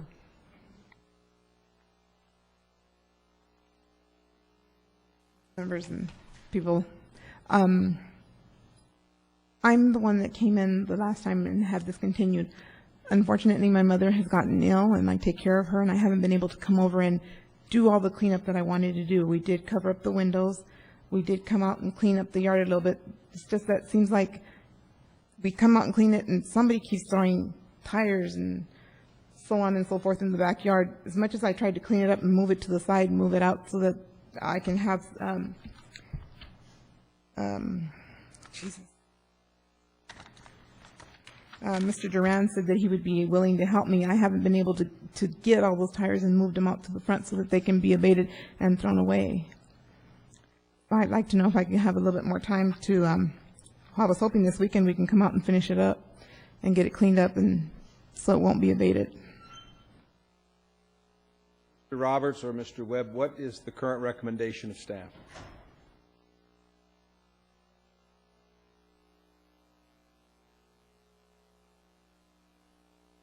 Do you have anything else to share with us, Ms. Hinojosa? Just the fact that it's been very hard for me to get down from San Bernardino to be over here to clean it all up. As I said before, we did do the windows. We covered all that up, and we cleaned up the yard as far as the weeds and so on and so forth that were out there. We just haven't been able to get back to the back and bring all the tires that have been thrown back there and get it out. Questions or comments from members of the council? You know, I mentioned that you said that was like a home. I was raised there. Raised there in that area, and that's pretty tough. But looking at those pictures, that house is dilapidated. I mean, Yeah, it wasn't like that. It was when I first, before all the things, legalities of me trying to get the house back into my names because they were stolen from me. The house wasn't like that. The house was livable, and I had just done rewiring inside the house for the electrical. I had tried to do the best I can. It just so happened that the legalities, and I'm still going through probate on that, the person who supposedly bought it hasn't shown up and done anything at all with the home. And well, what you have is an attractive nuisance, so it just keeps worse and getting worse and worse. And I think that's what code enforcement is saying. And I've tried, like I said, I've tried. It's just very hard for me because I have my mother that I take care of that's 94 years old at home. And in order for me to bring her over here and clean up the yard, she's just not, I'm not able to do that. I have, like I said, I was hoping this weekend you would give me at least one more month to clean it up and do whatever to it. One more month is all I'm asking for. Because I do have somebody to take care of her for me this weekend so I can come out here and do that. How many months have we continued this item from its first appearance on our agenda? I believe, Mayor, it started in June.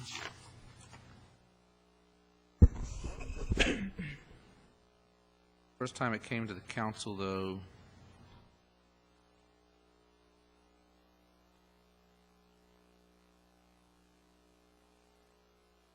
order to abate was back in April. Council hearing was in June. 6/17 was the first time that the council considered the item, and at that point you gave an extension of 30 days and then a second extension of 30 days.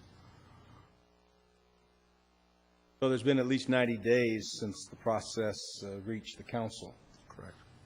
And probably, what, 120 days since the original notice?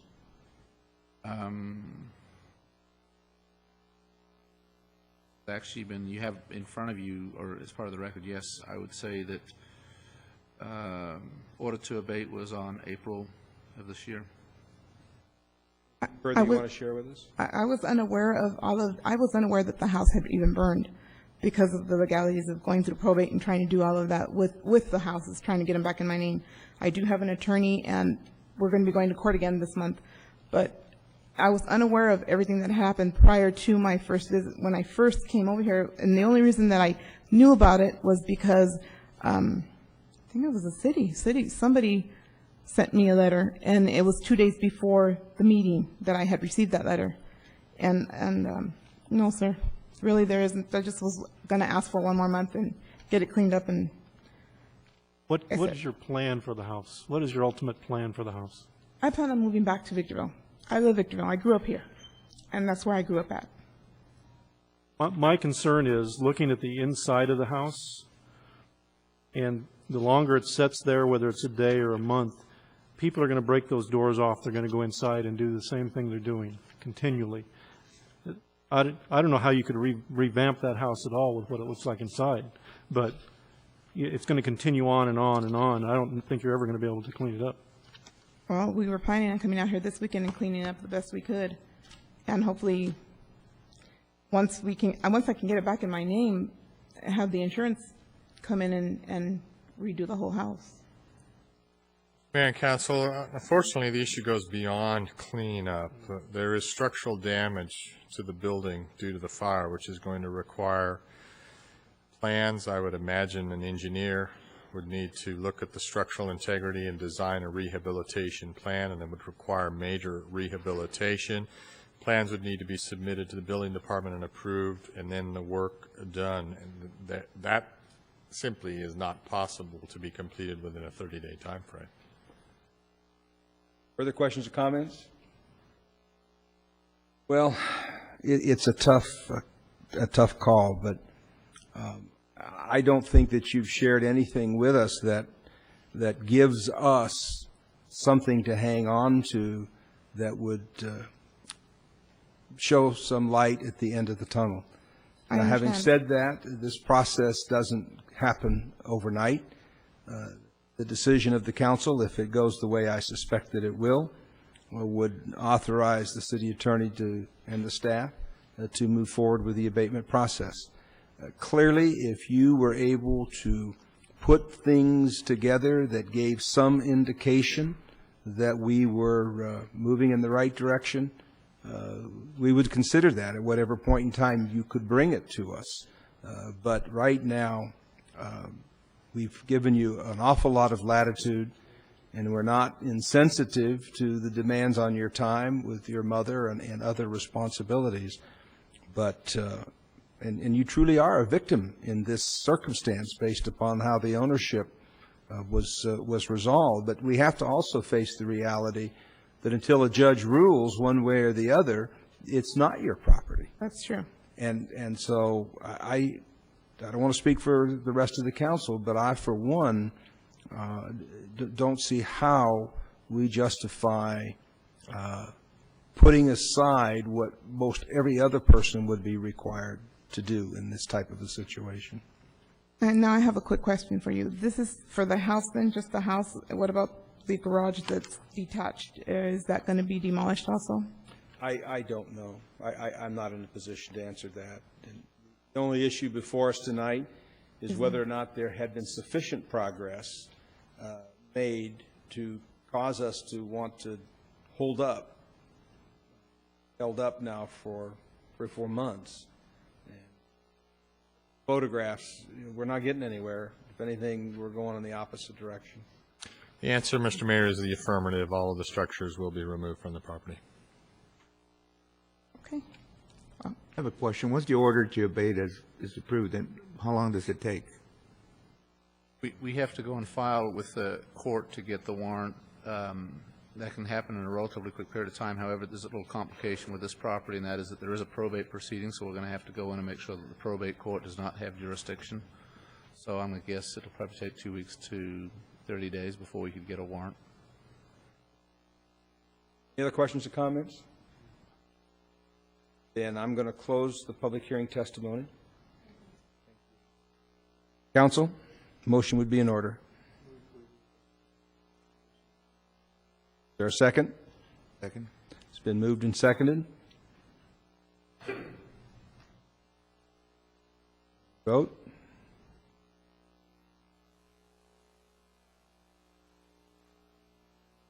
I have nothing. My screen. Showing a screen. I don't know why you don't. Do we go over? Try it again? How about a voice vote? All those in favor of the motion? Aye. Aye. Aye. Opposed? None. Carried unanimously. Oh, we finally got it. Shall we do it? Let me vote electronically. Unanimous. Agenda item 5 is a public hearing to hear arguments for or against the nuisance abatement of property located at 15461 4th Street Victorville. Mr. D. Bortnowski. Again, this is, you have a full staff report before you. Staff is seeking that we proceed with the abatement order on this item, and I'd be glad to answer any questions. Attached, as attachment number 1 of the staff report, you'll see all of the activities that have occurred and the history with respect to this particular piece of property. I'd indicate for the record the council's been presented with an entire packet of information focused exclusively on the abatement of a nuisance located at 15461 4th Street. Before I go into the public hearing, questions or comments from members of the council? Further to be presented by staff? Then I will open the public hearing, take testimony regarding the proposed action to abate the nuisance at 15461 4th Street, Victorville. Invite anyone in the audience who wishes to be heard, for or against, pro or con, on the abatement of the nuisance at 15461 4th Street, Victorville. Hearing no testimony, I'll invite a motion. Well, excuse me, I do have a card. I have a card from Don Algor. Mr. Algor? Mr. Mayor, I am Don Alger, and at my advanced age, I circled the wrong item, and I meant to circle item 6, and I circled item 5. I'll correct it for you. Thank you.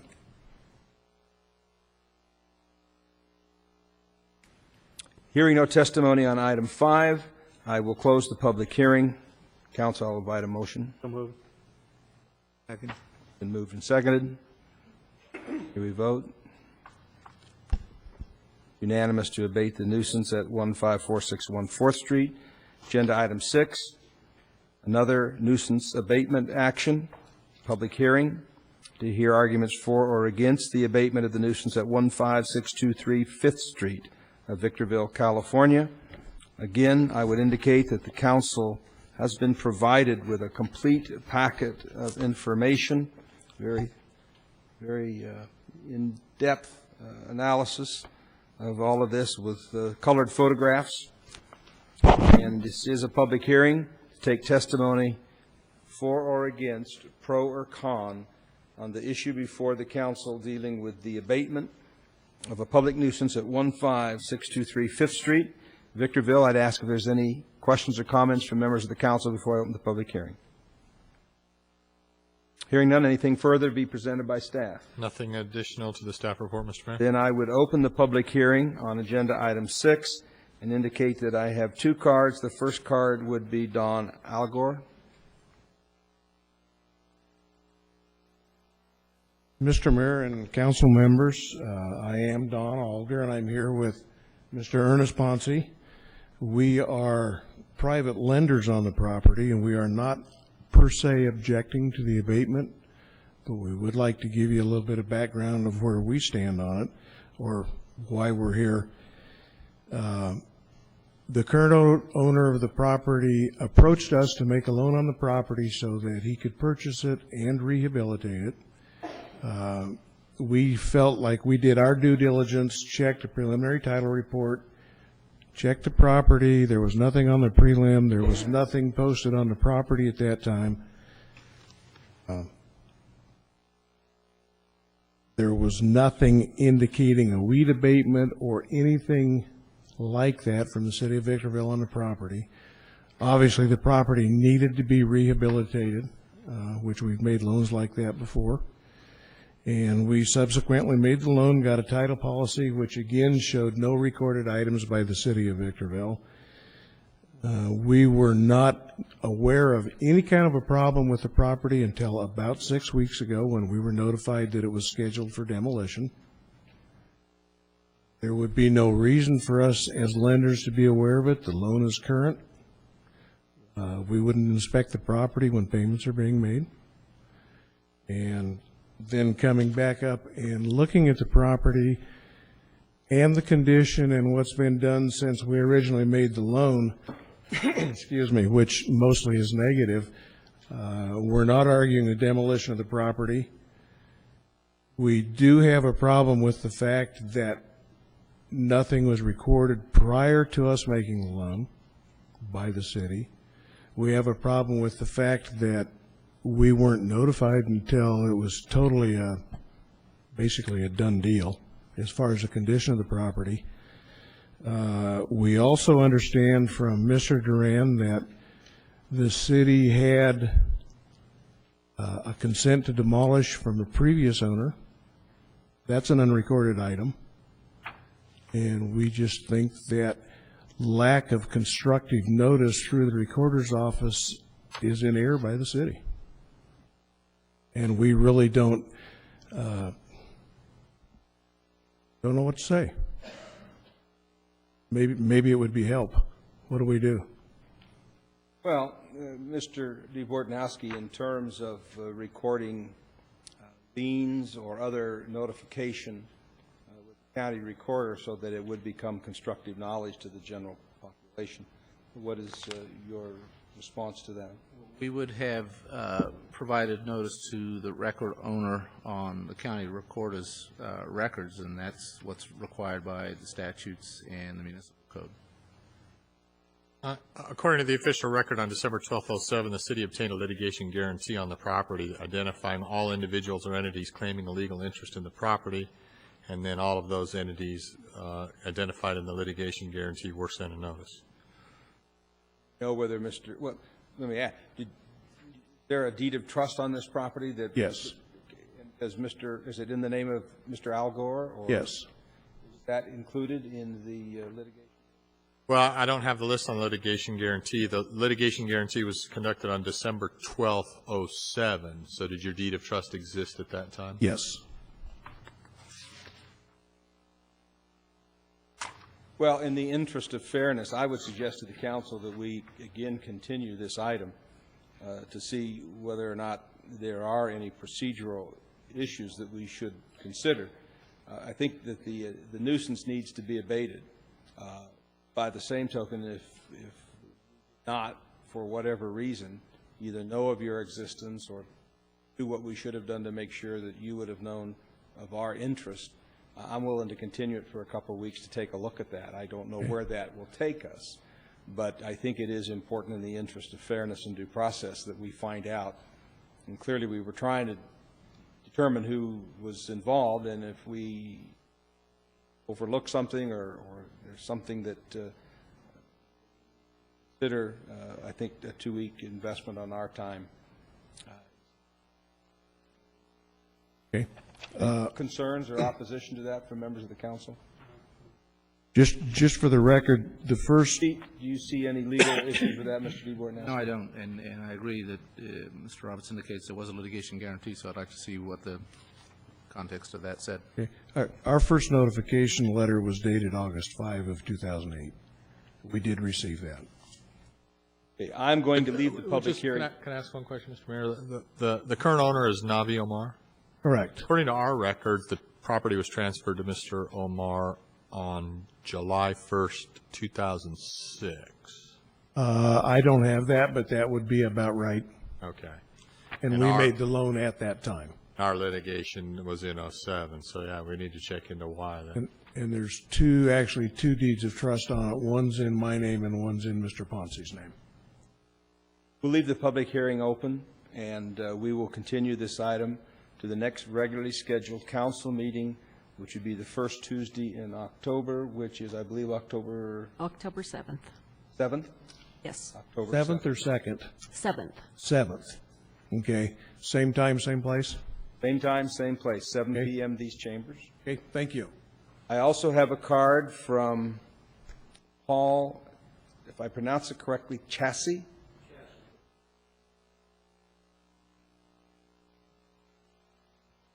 Good evening, council members. My name is Paul Chassie.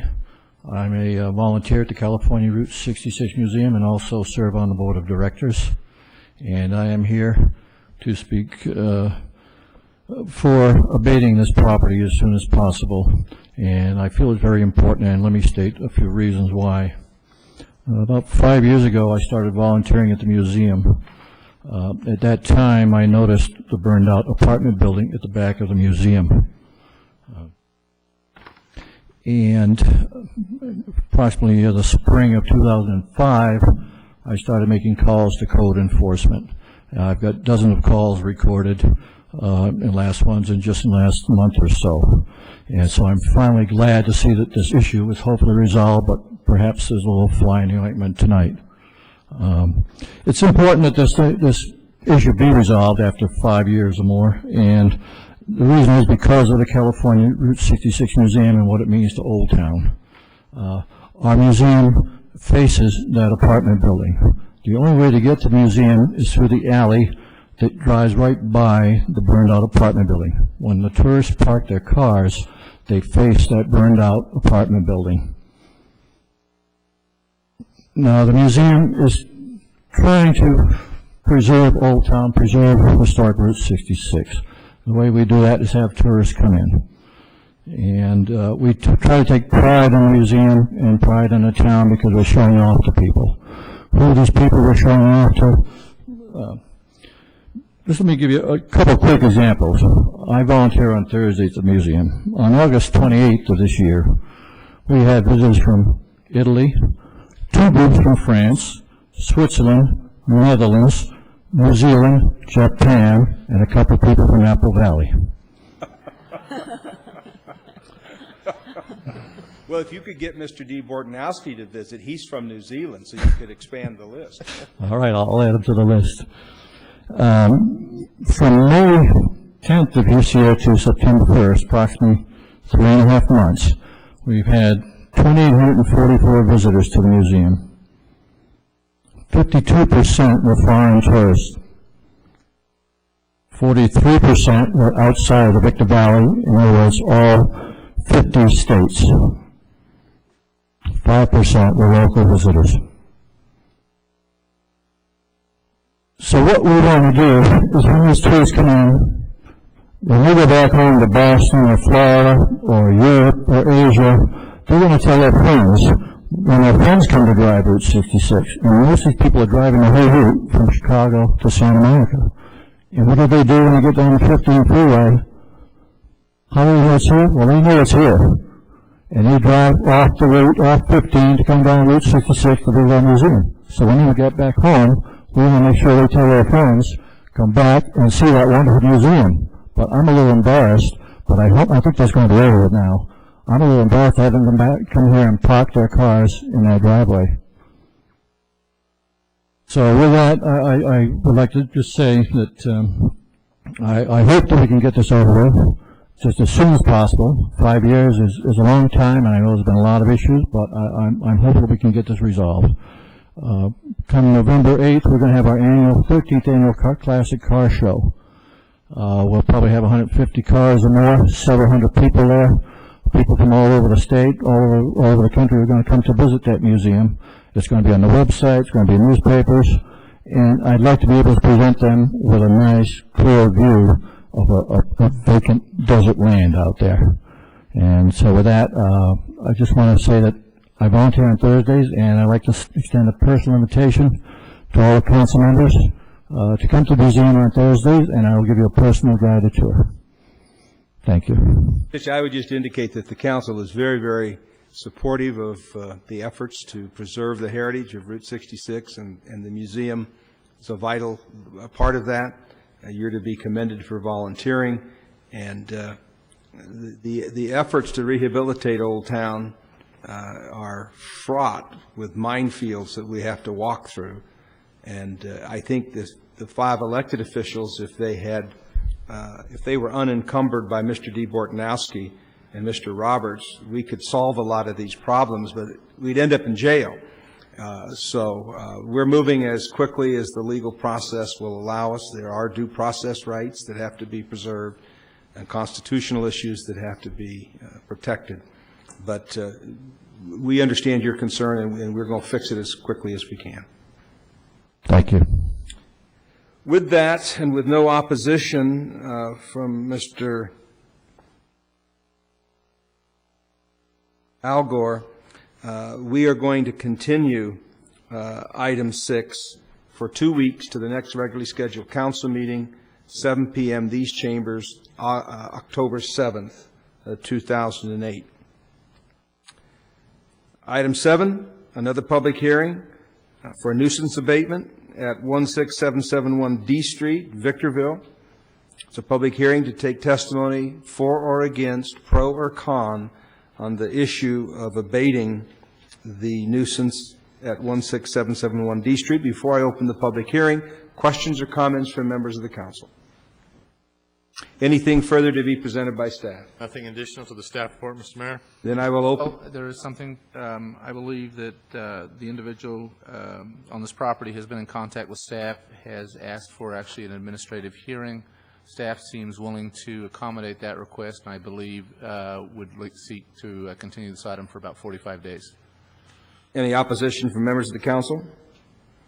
Then, based upon Mr. D. Bortnowski's representations, the public hearing will remain open on agenda item 7. I will declare it open and leave it open until the next meeting would be 45 days roughly hence, which would put us into November. Yes, it'll be the second meeting in November. That date is? 18th. November 18th, at 7 p.m. these chambers. However, because this is a public hearing that's been opened, if there's anyone here who's specifically here to testify on the nuisance abatement proceedings for 16771 D Street, you have the right to be heard at this point in time, even though we're going to continue it. Certainly. Okay. My name is Lee Vixen. I'm the property owner at 16771 D Street. And I just want to mention that I'm a new owner of that property, and I did have some ownership issues going into purchasing the property. When I was making decisions to buy that property, I paid a visit to Building and Safety, and I talked to a man by the name of George Worley, who was the director of Building and Safety at the time. I was purchasing the property from an ex-employee of Building and Safety, whose name was Milton Evans. Okay, when I saw the property profile, I noticed there was some. Would you repeat the name? Which one? The name you said you purchased it from? Milton Evans. Milton Evans. Thank you. Yes, he was a previous employee there. When I looked at that title report, I saw there were a lot of issues with the property. There were some code enforcement things. There was some notices of penalty and things like that. So I wanted to clear those up, and I wanted to understand what I needed to do in order to clear those up. So Milton Evans arranged a meeting with George Worley. Okay. At the time, George Worley explained to me that there was an issue with an illegal addition on the back of the property, and that there was a handicap ramp at the front door, and that was the purpose of those notices of pendency. And that if I were to purchase the property, okay, all I would need to do in order to establish a car lot there was to remove that illegal addition and remove that handicap ramp at the front door. Okay. He advised me to go to planning, get a copy of the Old Town redevelopment plan. I did that. I spoke to people in the planning department and told them what I planned to do with the car lot and all that. It was all great. I reviewed that redevelopment plan. It said that there was going to be advice and encouragement and financial assistance coming from the city in regards to Old Town. And at that point, I made what I thought was an informed decision to go ahead and buy that property. Okay. However, and during the process of buying the property, there was some irregularities that went on, and we ended up in a court battle. Okay. In the meantime, the property, those notices remain out there.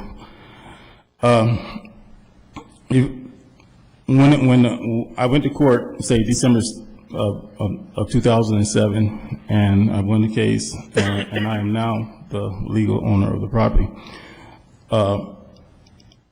However, since then, and even before then, I was faced with all these code enforcement issues, and I've gone to economic department. I've gone to building and safety. I've talked to the folks in code enforcement.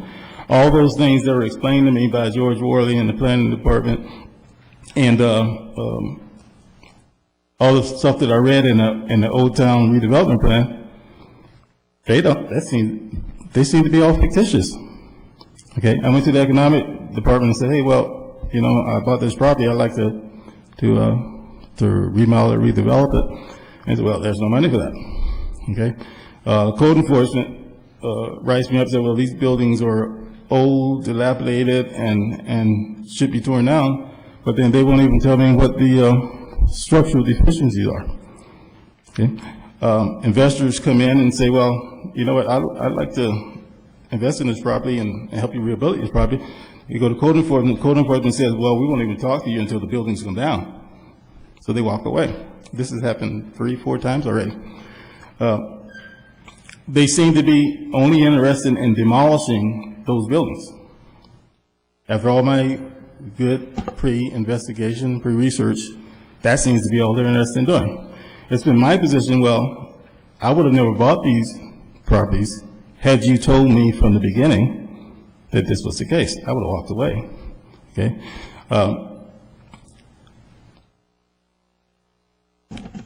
I did it. They sent me the notice of abatement. They told me that I needed to demolish those buildings. I went in. I got a building permit to do that. Okay. I went in and I started demolishing one building. Okay. Weeks later, I get a notice of abatement. Okay, I'm the executive director of a nonprofit organization. We work with kids and all that. And I had some 16-year-olds down there working with me, helping me demolish the building, helping me pull things out of the building. We put them out there. We're going to accumulate things, put them on a trailer, and haul them to the dump. Okay, we had an infestation of bees that started to bother us. So we walked away. I called animal control, and they told me how to deal with that. Well, all of a sudden I got this notice of abatement from the county directing me to get a demolition permit, something I already had. Okay. Then they said, well, 60 days. Well, then within a few days later, I got a notice for this hearing. Not even having an opportunity to go through those 60 days. So I'm a little bit confused because I keep getting these notices directing me to do things, and when I comply with the notice, I get something directing me to do something entirely different. And I'll give an example of that. Okay. The very first notice that I received on that property was for me to board up the building or obtain permits to remodel the buildings within 10 days. How do I do that? I've just become owner. Okay. Building and safety is overburdened with permits from housing and all kinds of other things. How am I supposed to formulate plans and come up with get plans and permits within 10 days? It doesn't make sense. It leaves me only one option, to board up the building. I board up the building, and then I'm told, well, that's not good enough. We don't think that's going to work. We think you need to demolish the buildings now. Well, let me just interject at this point. Mm-hmm. We're not going to proceed tonight to start the abatement process.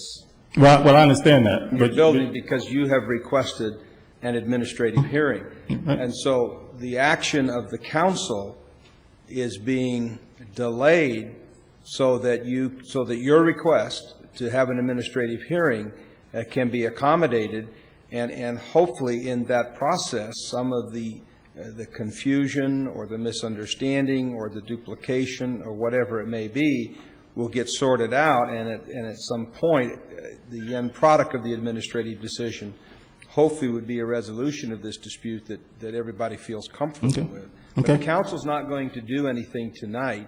It's not going to, it's not in a position to rectify the kinds of concerns that you've brought out. That would really be the purpose and the function of the administrative hearing. Okay. Well, okay. I understand that. But let me just tell you a little bit. Tonight, I mean, a week ago, I received a call from Mr. Duran, and I had requested the hearing, and he told me, he says, well, this meeting would be my hearing. And I said, well, could you send me that in writing? And he said, well, no, this is your notification. Well, I received a call. I mean, I spent the last 3 or 4 days preparing for this meeting. Okay, I received a call at 6 o'clock. It was just a little bit before 6 tonight from Mr. Duran, and he tells me, oh, well, we're gonna propose tonight that we do the administrative hearing. I just spent the last 3 or 4 days, weeks preparing for this thing, you know. And then all of a sudden, well, okay, we'll do the administrative hearing. Those are the kinds of things that are confusing to me, you know. When you tell me one thing in writing, and then you turn around and do something entirely different. And that's all I wanted to say. This was my opportunity to vent my 3 days of preparation, or at least somewhat disclosed. So I'll go through the administrative hearing and hope that works. Well, and I hope it works for you as well. I mean, it is not the city's intent to create a minefield for you to walk through in this process. I obviously, we don't have an ability tonight to get into the details because your due process concerns have to be addressed, which means you get your administrative hearing, and then based upon what happens at the administrative hearing, we'll see where we go from there. Okay. But you know, the senior staff's in the audience, the council's here. We've heard your issues, the things that have caused you heartburn, and to a large extent it would cause me heartburn too. So let's see where we go with the administrative process, and hopefully we can sort it out in a way that makes sense All right, for great. everybody. Thank you. And you're not opposed then to us continuing this so the administrative hearing can continue? No, I'm not. All right. Okay, thanks. Thank you. Mm-hmm. Then with that, I'll leave the public hearing open, and as previously indicated, the nuisance abatement on 16771 D Street will be postponed until sometime after the administrative hearing, and apparently it'll be back on calendar on the second regularly scheduled meeting of November, which is November 18th. November 18th, 7 p.m., these chambers. Agenda item 8, a public hearing for or against resolution number 18-124, which if adopted would revise the sewer use fees for the city of Victorville and rescind prior resolution number 08034. And it is a public hearing item. Before I open the public hearing, I'll ask if there's anyone in the audience who wishes to be heard for or against, pro or con, on the agenda item 8 dealing with sewer use fees. Anything further to be presented by staff? Nothing further, Mr. Mayor. Then I'll open the public hearing on this issue. I have received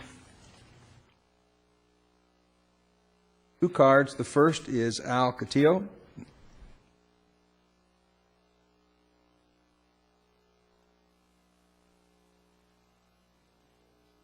Time, so Me too. I'm going to make this short as I can. I can't remember half.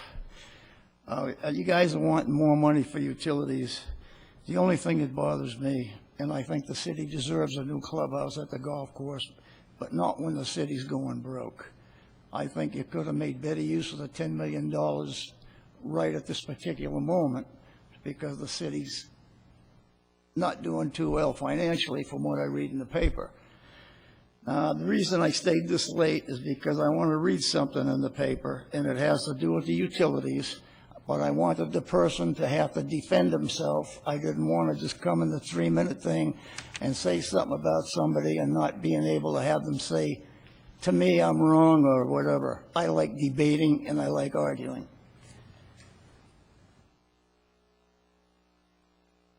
Now, talking about utilities. This is about the CMB deal you guys had, but this is still about utilities. After you guys had several meetings with them, CMB states, with Roberts even saying the city could increase residents' utility charges to fund the project if necessary. That's like lying to the people about raising utilities and paying for something else. Now, the reason I stayed this late is so you could say something, and, Please, you know, if this isn't true. Mr. Cotillo. Yeah. Please direct your comments. I have very bad hearing. Please direct your comments and questions to me. Oh, okay. Well, I came here I stayed this late so he could defend himself. Mr. Roberts does not have to defend himself. This is an opportunity for you to be heard on the sewer use fees. Okay? Share with us. Then I think it's absolutely outrageous that he would say a thing like that. To me, he'd be lying to all the people in the city about raising utilities, and he'd be spending the money on something else. I think that's ridiculous. And if it's not true, he should get a hell of a CMB and make them retract their statement. Not Brooke Edwards. She's a very good reporter. That's what CMB told her. So I would have them retract the statement, otherwise it's true. That's all I got to say. I'm too tired to say anything else. Thank you, Mr. Cotillo. I would only say that there are a lot of things stated in reports of the daily press that are not factual, that are not based upon the truth, and I would encourage you to not just read it in the paper and take it for gospel. Well, that's why for example, as you have just indicated, it has been presented that the city is broke. That is simply not true. Well, I read that it came I right out of your mouth. understand. I'm just telling you that just because it's in the daily press doesn't make it so. And I'm telling you, as the mayor of the city of Victorville, the city of Victorville is not broke, isn't even close to being broke. Well, that's what I read in the paper. I understand. But That's why I came, so you could defend him or whatever. I didn't want to just say it and then leave. Well, I will now give, if you're through with your presentation, I will ask Mr. Roberts to comment on the specific allegation that you stated to anybody that you would raise sewer rates if necessary in order to do whatever it is that the article suggested that you would do. Well, thank you, Mr. Mayor. I have not read that article in the daily press, and so I just heard for the first time that statement, and so I can't place it into the context of the entire story. But if someone stated that I had a conversation with CMB regarding utility fees, that statement is entirely false. No such conversation ever occurred, and whoever is making that accusation is simply lying. Well, if I was using it, I'd get retracted right away, because it's not a good thing to say about anybody. Thank you, Mr. Cotillo. Okay, thanks. Thank you. Marge Simpson.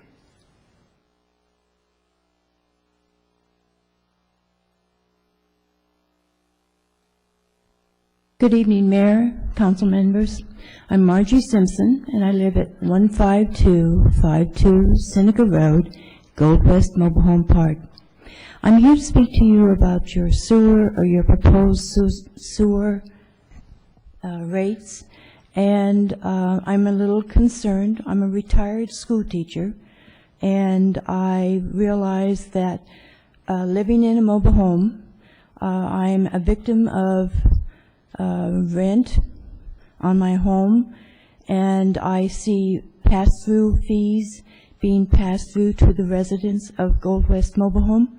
And I have written down some of the figures. I hope they're correct, but I believe I need to take and share that information with you.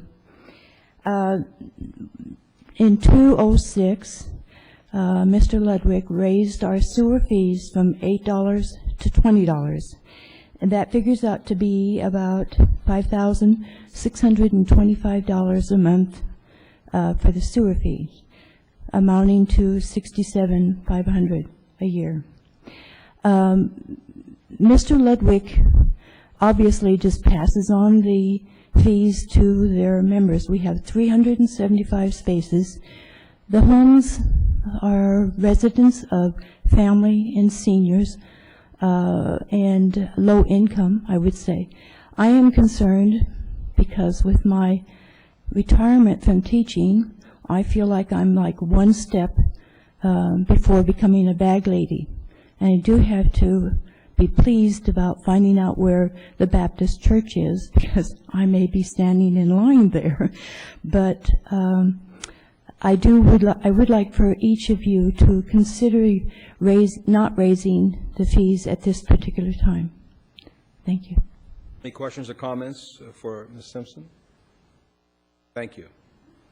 That exhausts the cards that I have for this matter. I would indicate for the record that in Ms. Simpson's card, she has done the calculations on the back of the card, and we will ask the appropriate city staff to take a look at those calculations. Is there anyone else in the audience who was here intending to speak on Agenda Item 8 that did not turn in a card? If not, then I will close the public hearing. Council, we have proposed resolution number 08124, which, if adopted, would revise the sewer use fees and rescind former resolution 0803 in its entirety. Questions or comments? Mayor Caldwell, just for the record, this was a protest proceeding. So just for the record, there were 24,169 protest forms sent out to property owners, and of that amount, we have received 1,885 protests back. So it's not a majority of those that were mailed out. That'll be a part of the record. Council, a motion's in order. Been moved and seconded. Vote. Adopted. And Mr. Cabriolas, you voting? Good.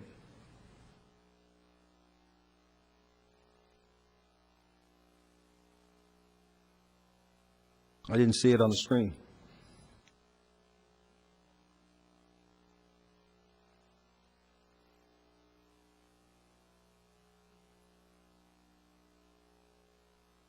Try it again. Vote again, please.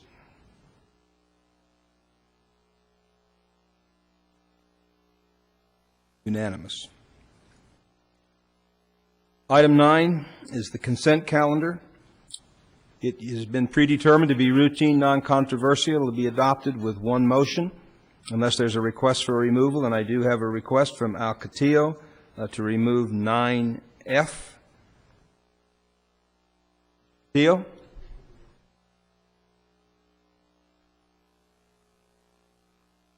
Apparently, Mr. Catillo has left the chambers. Therefore, a motion on agenda item 9, items A through V would be in order. Second.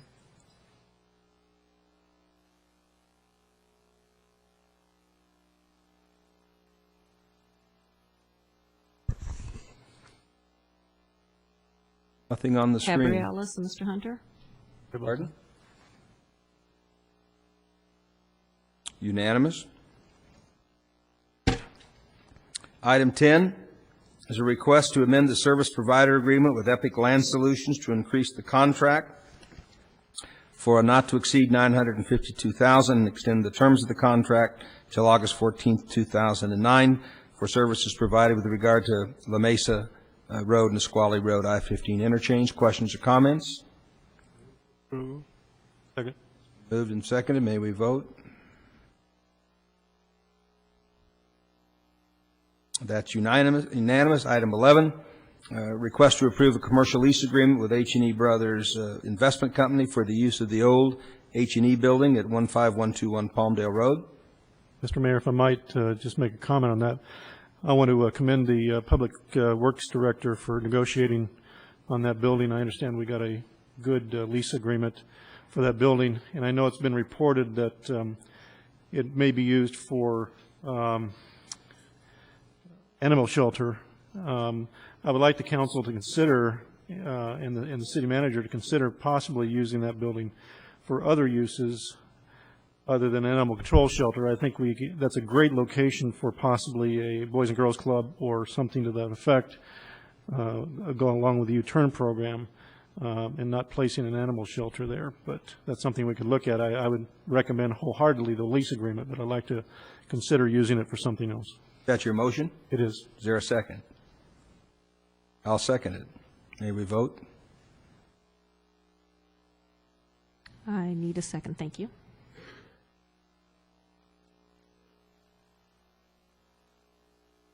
That's unanimous. Item 12, proposed resolution 08-138, which if adopted, would establish and adopt the annual appropriation limits for the fiscal year 08-09. Questions or comments? Second. Been moved and seconded. May we vote?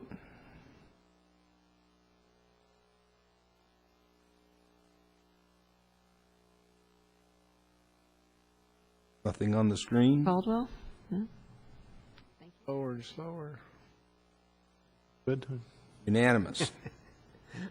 Item 13, request to reject the award to Theodore Robbins Road of Buena Park and award the bid for 5 utility trucks to the lowest responsible bidder, Sunderland Ford, $119,952.80. Move. Second.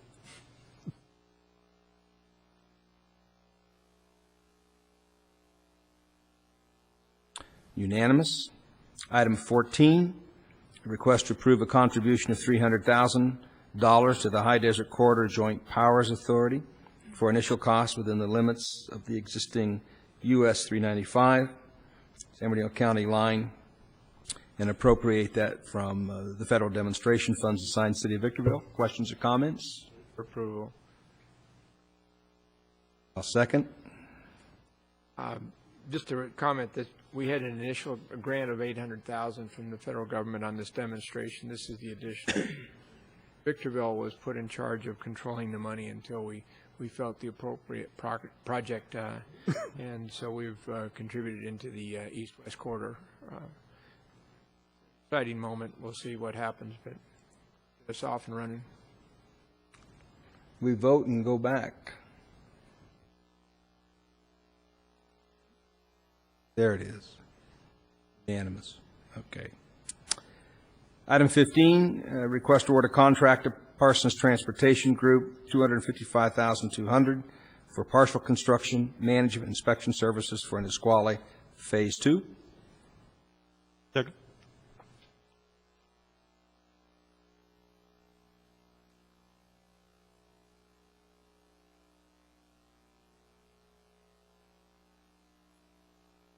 Unanimous.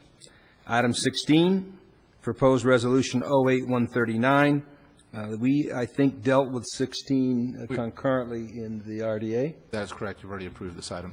17 is a request to adopt resolution 08-140, which if adopted would have the City of Victorville officially on record as supporting Measure E, which is the Victor Elementary School District Safety Classroom Improvement Measure.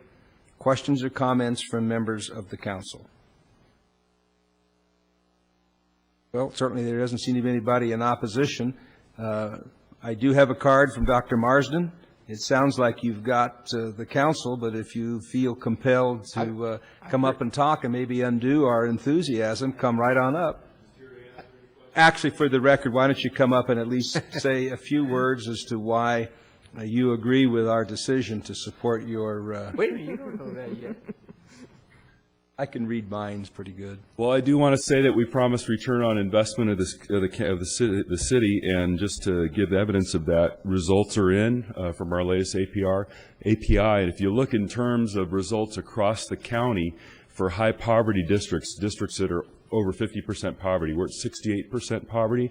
We are the highest performing high poverty district in the county. So I just wanted to pass that along to you, that we continue to promise return on the investment here. So thank you. Well, I have to tell you that I would tell you that from a personal standpoint, been a high rate of return on investment. Both of my daughters articulated all the way through Victor Elementary. The fact that my wife was on the school board and my law partner was on the school board and made the decisions to hire Ralph Baker and others. I have a great deal of concern that this institution continue to grow and prosper and serve the community. I'm not one to get real warm and fuzzy about bonds of any kind, especially in times like this, but schools are so important. And the elementary district, in my opinion, has demonstrated its commitment to excellence, and you all are to be commended for achievements that you've made for the institution as well as for the students. So I will support your support is appreciated. Add just a little bit more insight into Mayor Caldwell's. He had only 2 measuring sticks. I taught for 33 years at the high school. I just recently retired, and I saw the product that comes out of your district, and it was very good, indeed. One of the best in the state, matter of fact. All 3 of my children were educated in the Victor Elementary School District. Congratulations. Thanks. Thank you very much. We Just a appreciate comment, and you didn't go to school there. No, but I taught at the high school. Yeah, at Silverado. The school in Old Town, that has a pretty high score then. They're actually the highest performing, highest poverty school in the county. Yeah, and the U.S. Department of Education will be visiting them next month to make them a demonstration school for the U.S. I would think whatever they're doing down there is probably should be used in some of the other schools. We're learning from each other, believe you me. Well, I don't want to create any pressure for you, Dr. Marston, but I'm expecting you to outshine Dr. Baker. That's my goal, sir. Any questions or comments? If not, a motion has been made by Mr. Hunter, seconded by Mr. Cabrialis. May we vote? You've got our unanimous support. Thank you, gentlemen. Good luck. Agenda item 18, proposed resolution 08-141, if adopted, would approve a certain SCE letter agreement for application of work. Questions or comments? Move the item. Second.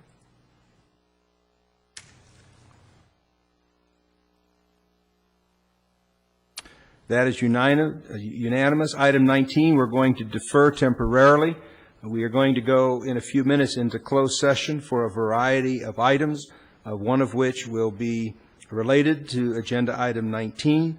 So tonight I will say something different, that there is some probability that when we come out of closed session, at least as to item 19, that there will be a reportable action. So you're invited to stay. If you don't want to stay and we come out and everybody's gone, we will not be offended. But item 19 will be deferred until we come out of closed session. And now we have the infamous urgency item. And I'm going to invite Mr. Barnett to come up and convince me as to why this has to be handled in this fashion, why it is an urgency item that would require that the council deviate from its normal policy of having these matters submitted to us in writing, in depth, by the time the agenda closes on the Thursday preceding the council meeting. I'm sure you're well aware of that provision. You've heard me chew out department heads in this city on this subject multiple times. And I noticed that this is submitted by Tom Barnett as opposed to the city manager or the city attorney or members of the senior staff. So I'm waiting to be persuaded. Mr. Mayor, members of the council, thank you very much for this opportunity to talk to you about this item tonight.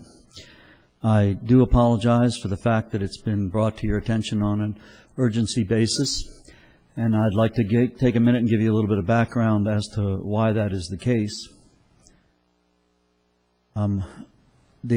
As you are aware, at the August 6th meeting, you all adopted or approved a contract for Kiewit Constructors to continue to do work under the limited notice to proceed agreement for the Victorville 2 power project.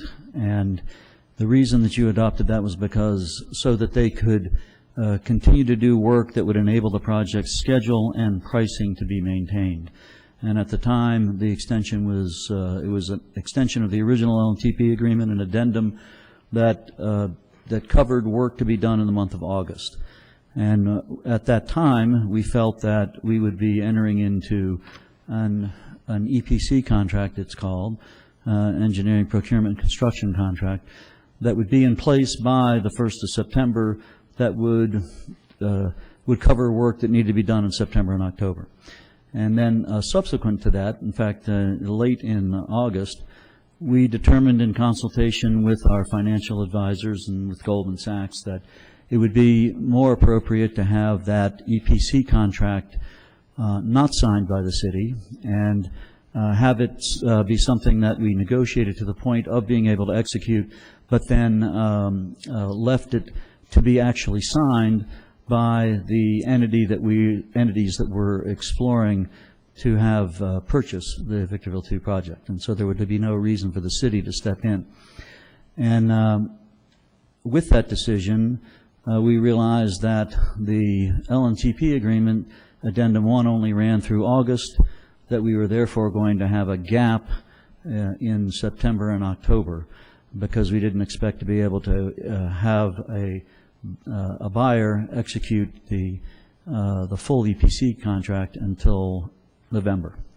And so in order to maintain all of the work that had gone into the project's schedule and price and being able to maintain those, we felt that the most appropriate way to do this would be to create an Addendum 2 to the LNTP agreement so that it would cover September and October.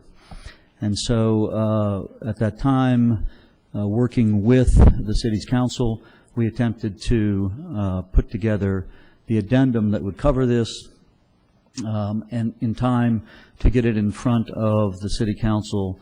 We originally had hoped it would be for your first meeting in September, but that proved to be impossible due to Labor Day and other things where we weren't able to get all the players together. So then we endeavored to get it together in time for the regularly agendized program for this meeting. And we encountered some issues with Kiewit that it was impossible to resolve in time to make that agenda the week in advance. At that point, we talked to Kiewit about the fact that we needed to, that our timing was off with regard to the city council meetings, and Kiewit said that since they were operating without a contract since the 1st of September, and that they were now facing mid-September with no contract, that they were not going to be able to continue to do work and they were going to have to stop, and that would unwind the firm price and schedule that we had worked so hard to put in place. And so we were confronted with the need to try and bring this to the council on an emergency basis so that a decision could be made this evening in support of this amendment to the LNTP agreement. Questions or comments from members of the council? Roberts?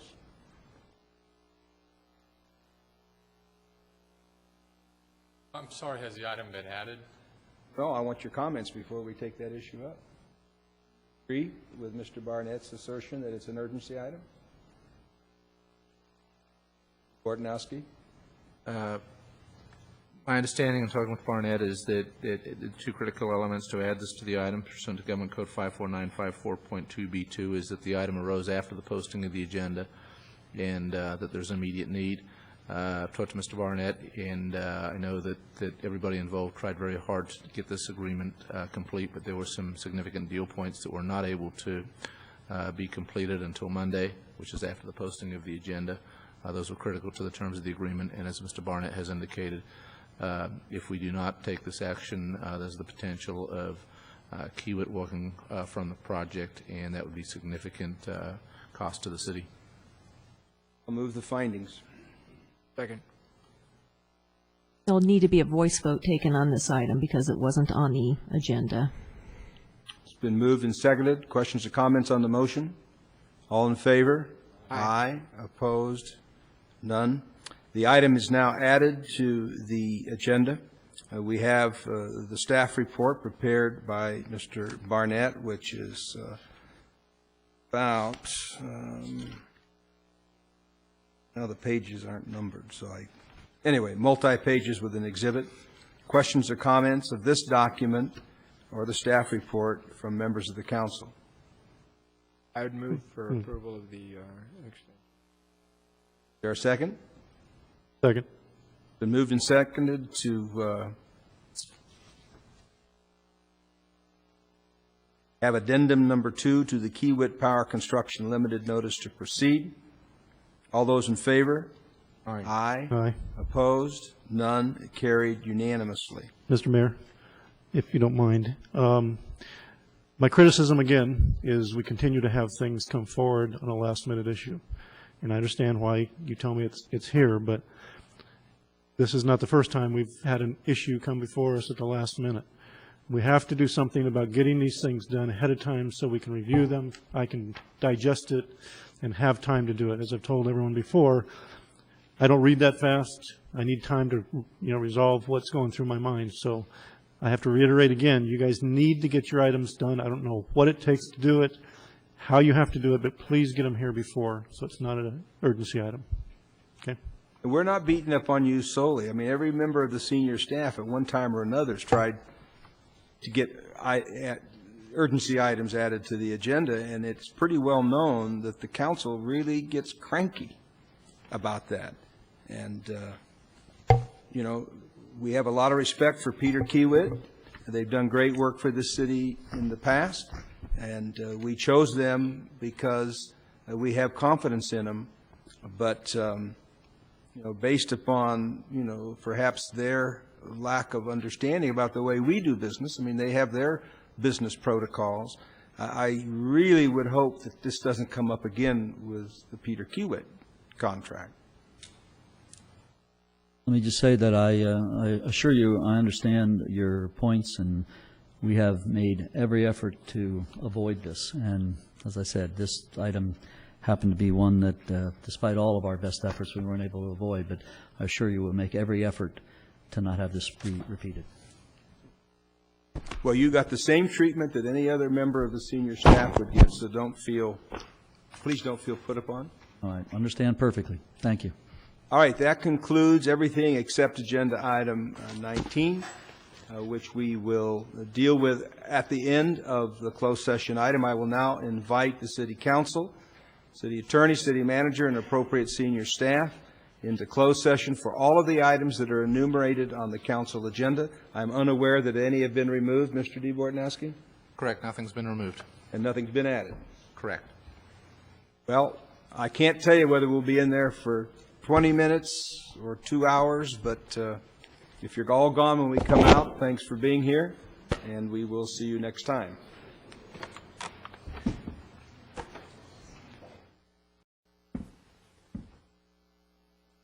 Well, if your answer's no, then maybe mine's no.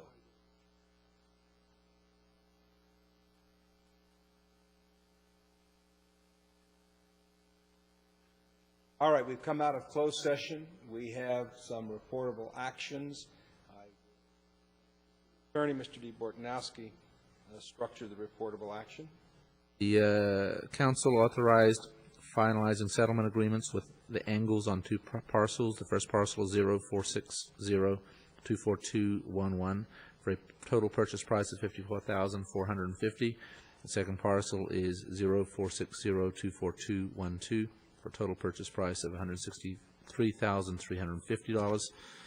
The council also approved the acquisition of a parcel for the rail project. It is the Bruno parcel 0460-12107 for a total purchase price of $182,000. That's all I have.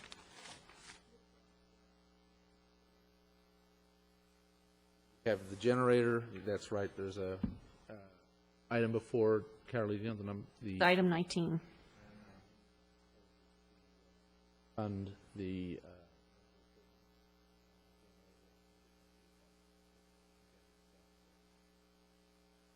item was discussed, and